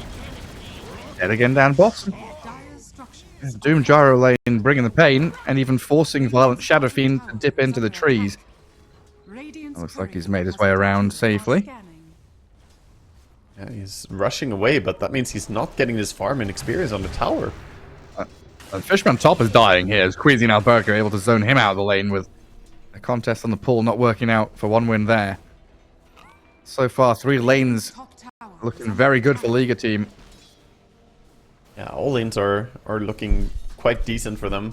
Of course, they're keeping up on the side of one win. They're getting decent farm as well, but Bristleback just constantly taking harassment on his lane.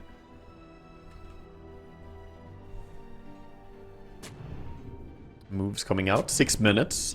All the supports are making their moves other than Disruptor, who's going for a pull instead. So that means that Liga are controlling the runes a little bit more.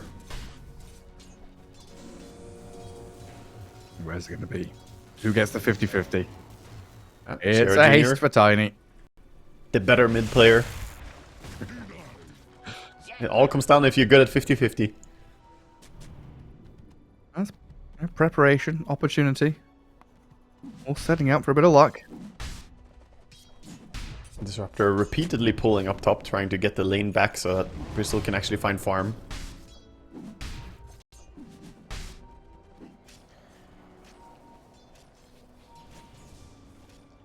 It looks like Murta just gonna go for a D ward on the gate, considering maybe going through the gate. 20 seconds for the wisdom runes now. No sport making a move yet. Dive actually coming for Sweden with the haste rune. Yeah. Gyro steps up, Tiny follows through. And with the combo there, the Shadow Fiend's going to be brought down swiftly by one win. Good move, and then Gyro immediately snaps into action to go back and get Wisdom Rune. Like Clockwork was considering going and stealing it, but the scans give the information that's not possible.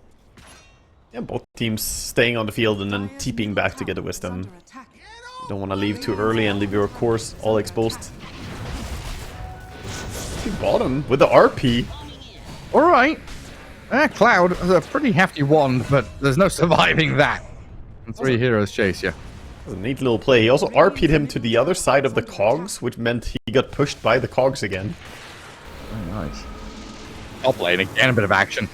Calling place down to try and slowly advance. The Fishman gets the glimpse into kinetic field. Mancusi trying to stack up the quill spray and the snot here and forcing a TB out of L1ga, which is never working.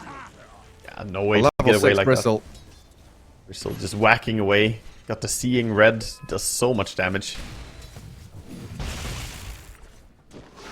He's on a warpath. Chira Jr. tossing. Creep onto Mirage. Pops the raindrops. Allows some good damage from Speed and Strong, who gets a D-ward as well. Both teams really trying very hard to find, a weakness in the armor here, poking at these side lanes, trying to get some moves going and finding kills.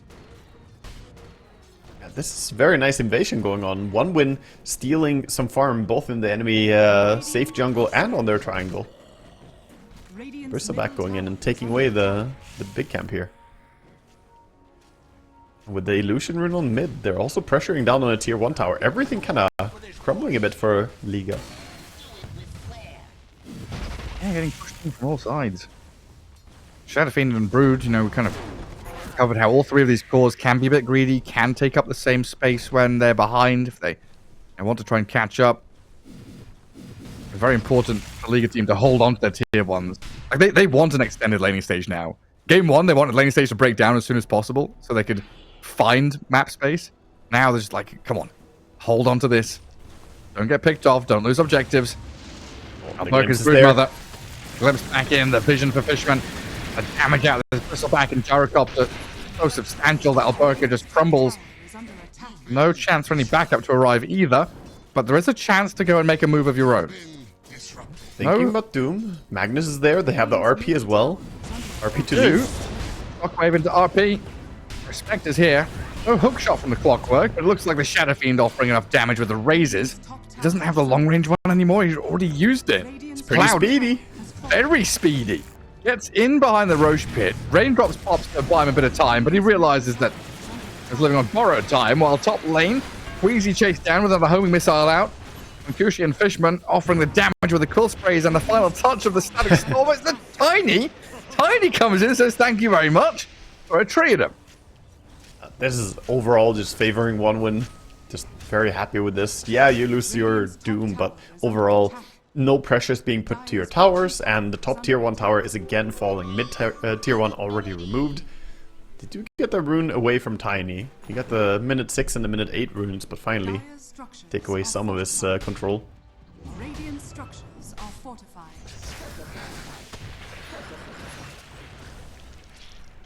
That blink on Tiny. That's some good timing. Yeah, definitely. 10 minutes is fantastic.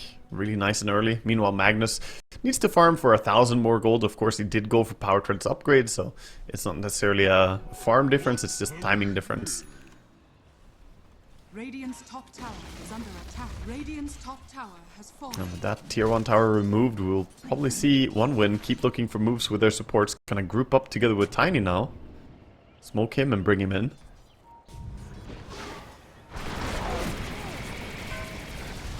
And Clockwork slain in that middle lane. This is where a map starts getting pretty small as one win pivot from top into mid. Control the enemy ancients, which was vitally important for the Broodmother to catch up in game 1.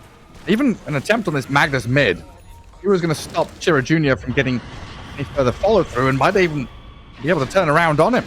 Tiny tosses the Muerta away, but the Shadow Fiend's in, raises land, and Violent with a good swap into this mid lane to get the kill.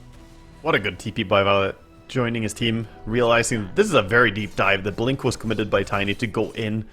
Finally, they get some punishment here. Dire's middle tower is under That will give some space as well for them to stabilize the side lanes. Broodmother again. After that tier 1 tower falls, maybe she can find some farm. Disruptor is looking for her. Can't really get the range for the glimpse. Slightly out of range.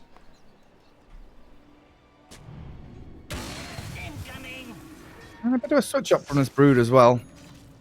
Orb of Corrosion into the Echo Saber. Kind of going tanky, more right-clicky build. Yeah, it's seems pretty nice. I don't think Orchid is essential against the heroes you're playing against in this game. And like you said, just be tanky and right-click hard is never a bad thing for Broodmother. And Harpoon is a great item. Later on, having Harpoon on Brood means you can just pull some of the supports out of position or even catch up to people. One win invading the Ancients again, but they've already been cleared. I'm trying to keep tabs on the Broodmother, right? They witnessed what happens when the Broodmother's kind of set free in game 1. This time around, putting her on a leash a bit.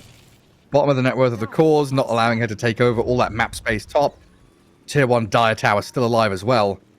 So they kind of sweep through here, make sure the Broodmother's not getting away with too much, and then make a smoke move down south. As Liga do the exact same thing with their move with the Magnus and the Clockwork. And Mirage and Fishman, their smokes break, passing by each other in the bottom jungle, while Shadow Fiend TPs. Fishman didn't really seem to have noticed that his smoke broke as quickly as Mirage saw it there. He just gets to safety. Move towards top now, eyeing up the bristle. Hook shot start, falling second. Bristle back. Oh, pretty damn tanky. Close to death. Not out just yet, though, and the rest of the team arriving to kill the supports of the Radiant team. Oh, the Broodmother trapped in the Static Storm and doomed as well. It's going to be 3 in a row for one win, as not only do they save and keep that Bristle alive, but they kill the 3 invaders as well. Oh, amazing. And what a timing to do it as well. 14 minutes. They're going to go in and steal the Wisdom Rune here. Oh. SF is trying to defend it. They're TPing over the Magnus. They could stop the Gyrocopter now with the help of Magnus. Wasn't blink in time though. They'll get the kill afterwards, but still he got the Wisdom Rune, so the supports are going to be very unhappy. Alright, great spot for one win now. A 3k lead emerging. They've held onto this map tremendously.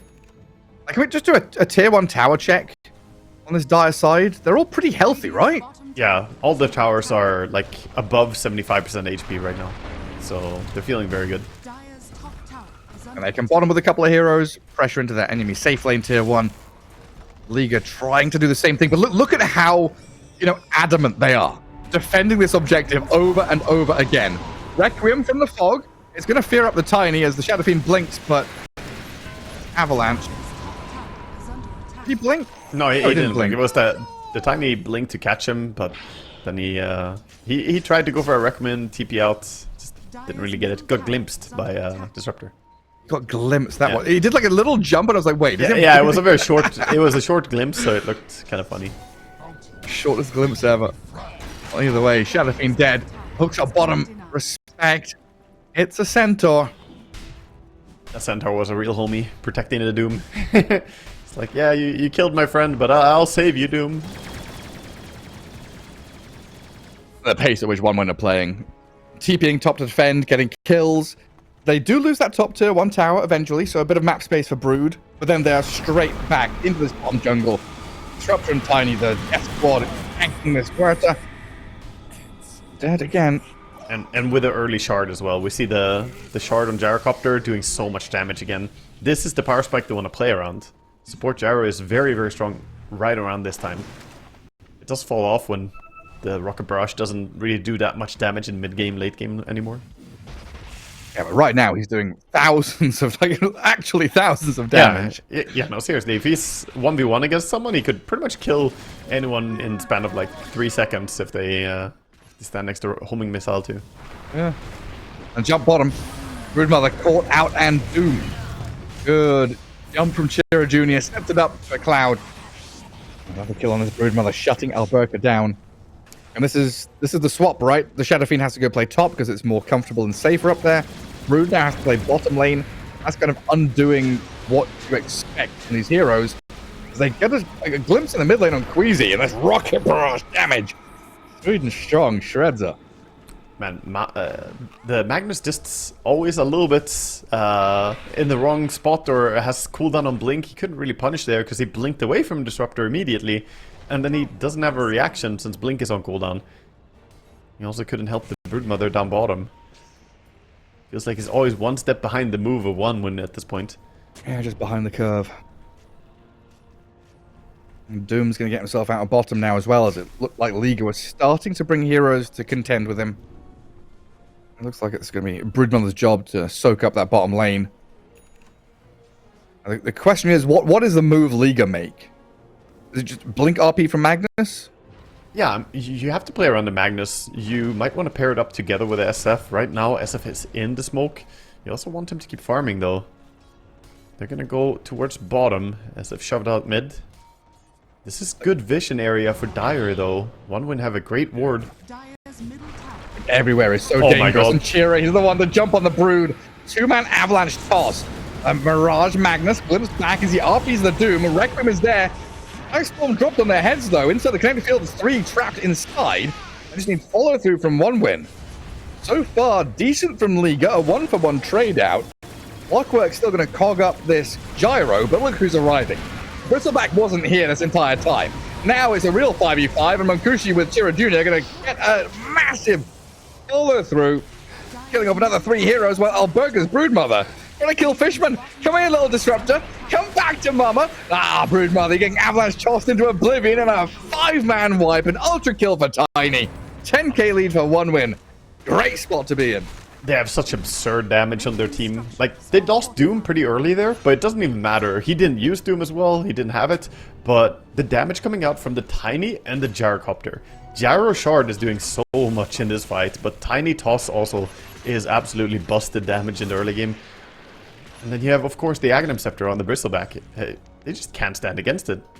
It was also close to going even worse. That Static Storm nearly cancelled the SF ulti and protected the Doom. If you cancelled the SF ulti, then that would have been a clean wipe.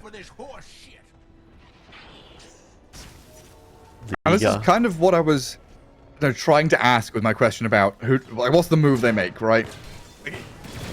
Where did they go? Where's they play? Where's the map space that Broodmother's made for you? Like, doesn't exist, does it?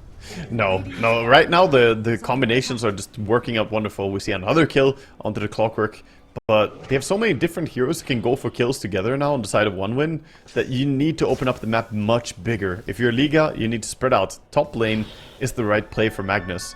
Start shoving people to the other side of the map so that you don't just die on your doorstep over and over. At least this way there will be some time invested in making a rotation. And a homing missile chasing the Magnus. Yeah, hide All behind the the way tree. Don't get hit by the rocket. They're going to keep chasing him, though. This Fishman are going to get vision for a glimpse of this mag, or is he going to look at this Muerta as easy pickings? At the latter's case here is Queasy. Going to sit in the calling with Pierced Veil, get a bit of damage back, but you're dead no matter what happens. Just non-stop bleeding kills. And right now they're waiting for timings. SF needs BKB if they're gonna take a fight, and he's far away from it.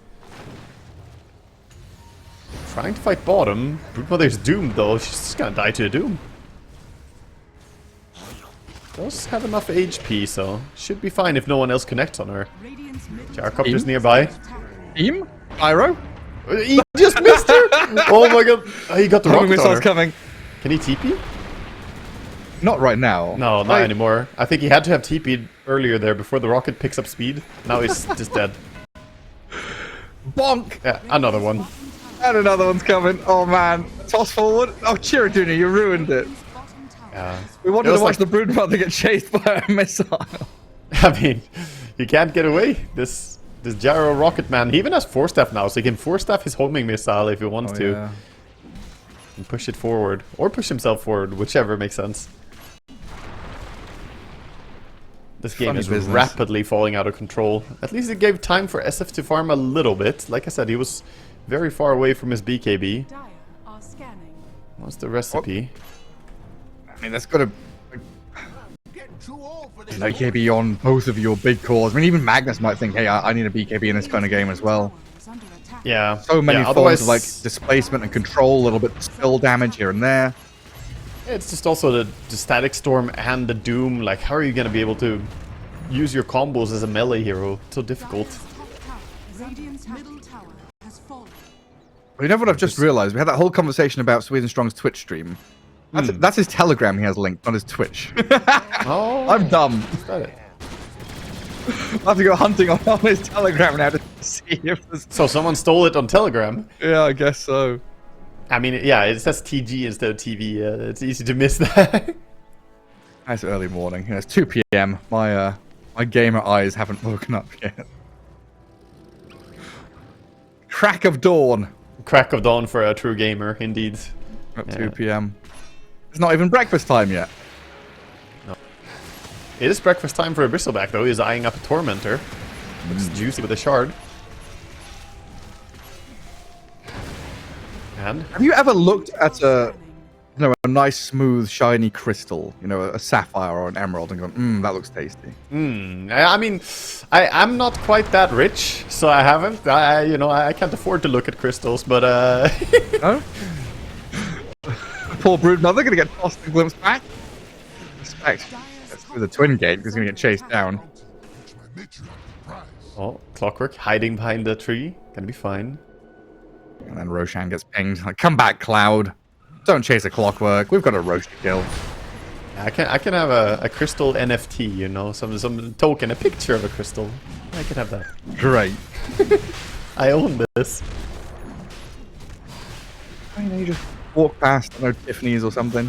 One of those funny shops in the airport. You know how airports always have the wildest shit to sell? Like a $10,000 bottle of whiskey or some, diamond. Oh yeah. Like if you travel phone through case. Schiphol or something. Amsterdam. Yeah, I like going into those. Amsterdam has some crazy liquor store. The 10,000 is not even the expensive ones, I think. There, you got some absolutely wild numbers. I got like $6 grand, blended whiskey. What is it? The impulse purchase, while you're traveling. I feel like the target audience is definitely not you and me for that one. No, in two ways.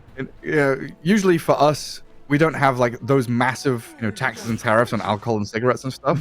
It's mainly for like, businessmen traveling from like East Asia or Central Asia or something, or India or whatever, where alcohol is like not as freely available or is way more expensive. I feel like Buying it in an airport is actually like a big deal for them. I feel like it's a celebration purchase after you went and acquired a different company or something. Or a different country. Damn. A 50k bottle of whiskey. Yeah, I bought an island. Magnus. He's sitting here thinking about pulling someone under tower, but even under tower, do you really want to fight the bristleback with Aegis? I doubt it, so thinks better of it. Gonna leave. And right now it's just one win absolutely running the show. We go on tangents here a little bit, but that's because right now Liga just want to drag out the game, get some timings for themselves. They did disassemble the Echo Saber and get BKB and Brood. Nice. She's gonna go onto this gyrocopter. The Spiderlings, they get cleared out before they can kill him. It looked like it was nearly enough. Now it's Broodmother getting avalanche, glimpsed. Toss on the creep into BKB TP. L1ga makes his way back to Fountain. A lot of space created by the Brood. A lot of TPs down there, a lot of effort. They're not gonna go look for a fight, it seems. Everybody is gathered up here on one win. SF? Buddy? Facing off against this Bristleback. Trying to bait for an RP, maybe? Hookshot misses, and now Violent Shadow Fiend used BKB. There's an RP on the Doom. Cloud, quite aggressive with his movement. I'm not dead yet, but the tower and that little bit of stuck by the cliff from the dead shot makes life hard for him, while the Requiem is wound up. Everybody is gathered up here on one win. SF? Buddy? Facing off against this Bristleback. Trying to bait for an RP, maybe? Hookshot misses, and now Violent Shadow Fiend used BKB. There's an RP on the Doom. Cloud, quite aggressive with his movement. I'm not dead yet, but the tower and that little bit of stuck by the cliff from the dead shot makes life hard for him, while the Requiem is wound up. Thrown towards Munkushi. The glimpse is there on the Magnus, though, to take out Mirage. On this high ground, one win still reigning supreme. Oh, they got onto the Broodmother as well, doing some damage to her, tossing her and keeping Did her. they? There's the avalanche toss. Glimpse L1ga with in no 2 BKB. seconds. Just needs vision. Trying to shift through the trees. Oh, he's get onto hiding? this cliff top. Have they got No, vision? he has The Thunder shard. Strike. The They see the disruptor this shard. Brood. He nuked him. He can nuke him in Fog of War with that. Oh, very nice. Yeah, get the extra cast range on the Thunder Strike and able to use it straight into Fog of War. Great for catching Broodmother. SF fought with his pants down, I think. His team is coming in though. They want to fight. They get one life of the Bristleback. Clockwork and Muerta now bodyguarding the Shadow Fiend as he stands there, kills Fishman, but a toss, a bit of damage. And Kushi finishes the deal Oh, Clockwork's being hunted by Sweden Strong's Gyro, closed off at the pass by a Doom. He hook shots to the creep wave, but the Doom is going to be there to take him out in the end. Fully. One more little infernal blade before he leaves, and that's going to be goodbye for him. Game is falling completely out of control. Has been doing so for the last 15 minutes. It's been one win making move after move. Tiny spots a Broodmother. Oh. Cooldown on the Bristleback Acronyms there, so can't quite kill him. Radiant's bottom tower is under attack. Another BKB spent, though.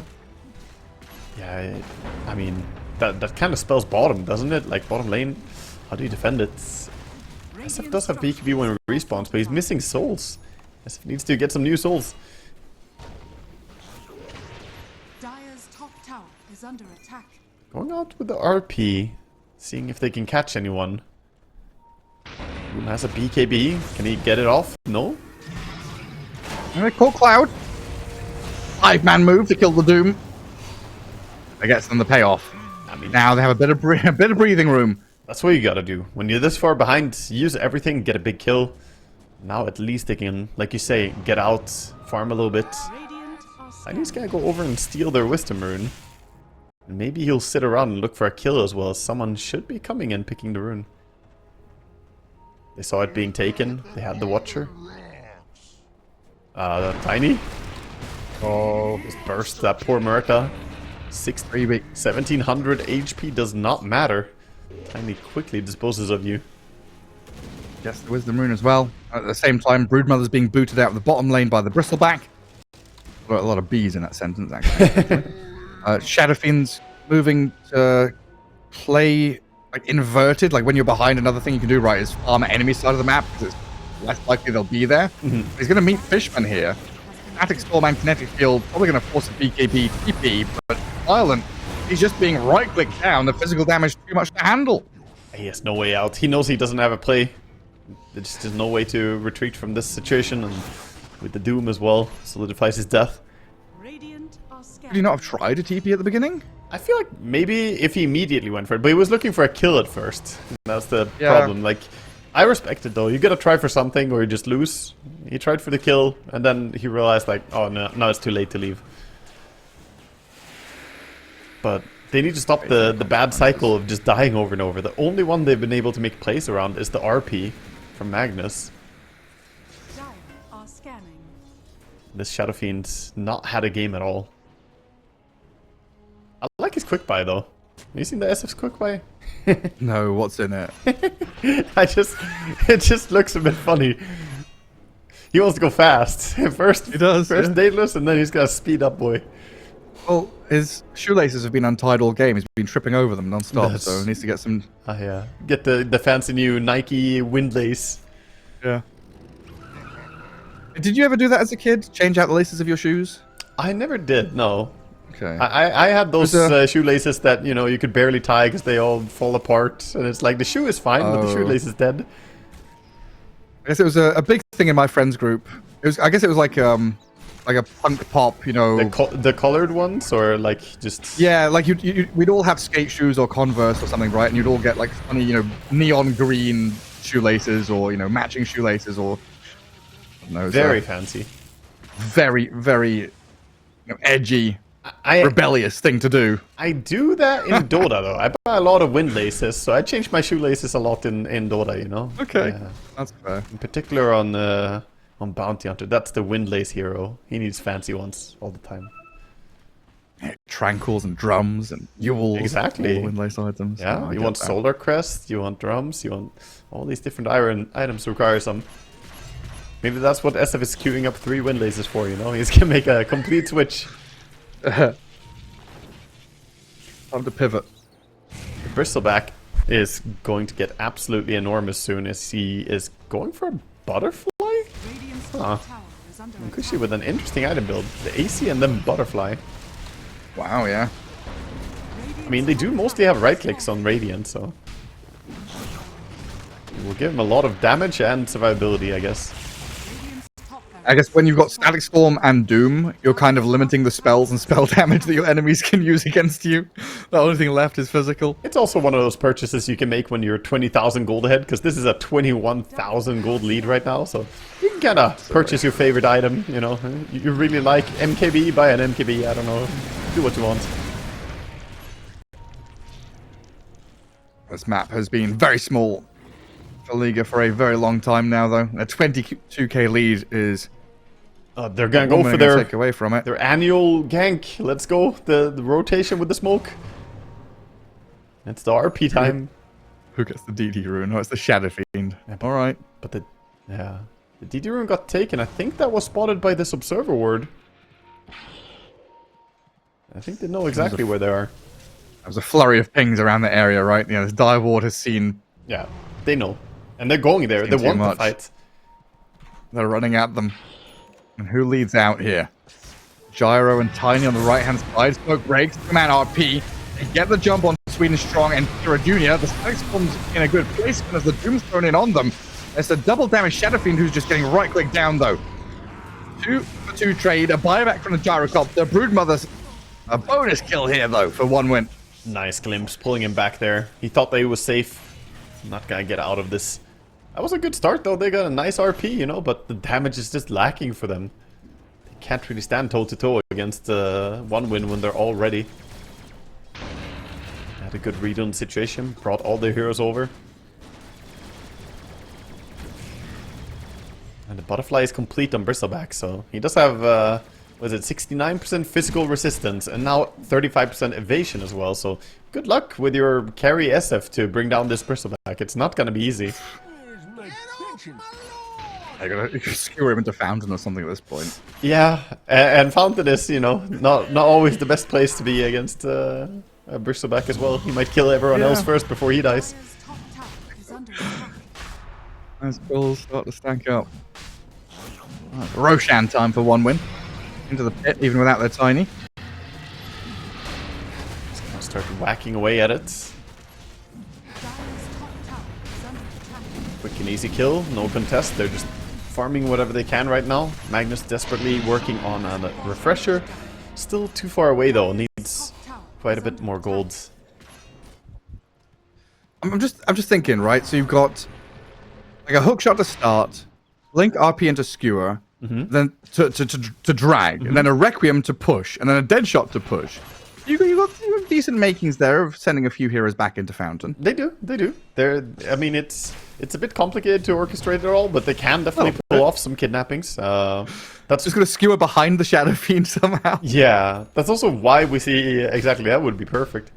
That's why we see 1 win though being so patient about going high ground. They're respecting that the high ground defense from Radiant is really strong, but it's playing the field. They keep building. In fairness, the gold lead hasn't really grown. They've been static at 21k now for the last 4 minutes, so Broodmother is finding a lot of farm on the map at least. Question is if they're ready for this Aegis push though. Oh, Skewer off the mark. Gonna have to wait 12 seconds for the next attempt. Meanwhile, Bristle is just gonna whack away at the tower. Yep, high ground vision there, protected by Fishman as well. Means you're gonna have to come back in for round 2 on it. Broodmother is pushing on the other side of the map, so you hear him limited timing basically. All the heroes are backing out. L1ga can sense the rotation coming his way now, gonna run away, edge of the map. 1 win back to pruning lanes. Oh look, Sweden Strong. There's a goodie in the Roche pit. What was there? A little banner? A little banner, yeah. People never pick up those banners. He swaps it for his wand and then he's like, nah. My wand's more important. He probably realized it when they were pushing high ground, like, shouldn't we have a banner? And then their creep wave just gets killed. Would have been nice to have there on the mid push, but that doesn't matter. Back to bottom they go. Another tower that's pretty low HP. They already did push bottom quite a bit. Trying desperately to finish. Bristle, yeah. Murta is queuing up the Midas. Yes. Bottom tower is under attack. Good luck with that one. Yeah, the There's Midas somebody- will win this game. Radiant's bottom tower Knocking on your door. Bristleback's here to collect some taxes. are under attack. Radiant's Trade your income tax. structures There you go. Magnus has Refresher, so they can does he? they can bring them all the way to Fountain now. Just be careful at his mana pool. Go in, Treads. Let's do a start on the Bristleback. Gucci turns his back and gets some core sprays out. He is being right-clicked. Oh dear God. Butterfly Assault Cuirass makes him invulnerable to the right-click damage, though. Yeah, SF was not doing that much damage to him. Radiant's middle tower An RP. Now we go in. The BKB. We've got a Requiem. Pushing them around. First kill, second kill, they're down. He Tiny's messed gone, up but the the Bristleback's RP. going to come back alive. He threw the second RP on the ground. Already? Yeah, he didn't hit anyone. What? The Brigman's going to try and do something here with RP or not. SF still doomed up on the left-hand side while Makushi BKBs and runs away. In one win, losing the Tiny that early is kind of disastrous for them as Liga come out of their base, chasing down Cloud, Shockwave, maybe a Skewer, but the Bristleback's going to hold the line, get in between them all now. Liga sent packing back to their base. They've got no cooldowns left to play with. Bristleback doesn't care about cooldowns. Non-stop ready to fight. Gives the damage to the Clockwork. Down he goes, and the Broodmother might be following shortly after as well. Jumped upon by Cloud. Bristleback with a gyro around the Brood and kill her off. Oh man, that was so painful to watch. He refreshed, and I think he must have gotten hit by some random quill or something. He wanted to blink an RP to bring probably the rest, the backline in, but he just RP'd the ground where he was standing. Didn't even hit a single hero. Otherwise, that fight could have been better.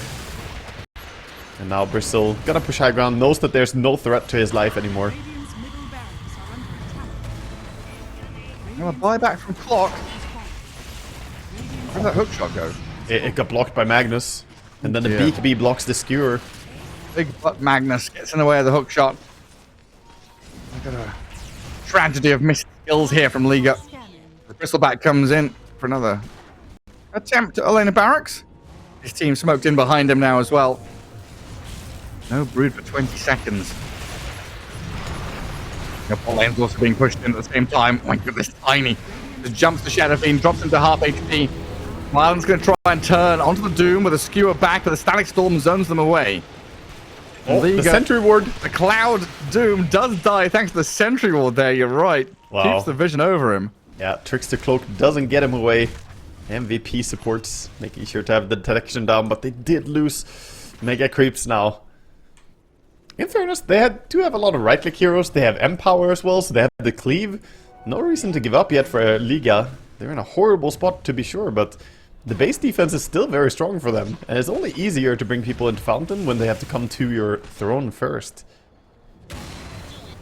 You gotta stay positive in these situations, Gareth. They can still win this. They've got a chance. Yeah, I mean, when you've got heroes like Magnus or Enigma, whatever, these big teamfight ultis, never count them out. There's always a way. Yeah, Always honestly, will win. they're not too bothered by the Mega Creeps. Like, all their cores kill the Mega Creeps quite easily at this point. The SF has tons of damage, the Magnus can kill them, Broodmother does it. Sorry, go on. What have you seen? So look at Broodmother right now, right? The hero portrait. Very, very zoomed in. But the Shadow Fiend one, for some reason, is very zoomed out. So I was looking at Shadow Fiend and like, oh, he's leaning back, super relaxed on his chair. And then it flicked to the Broodmother portrait and oh god, we've just missed Mirage dying. I'm so sorry. That's my bad.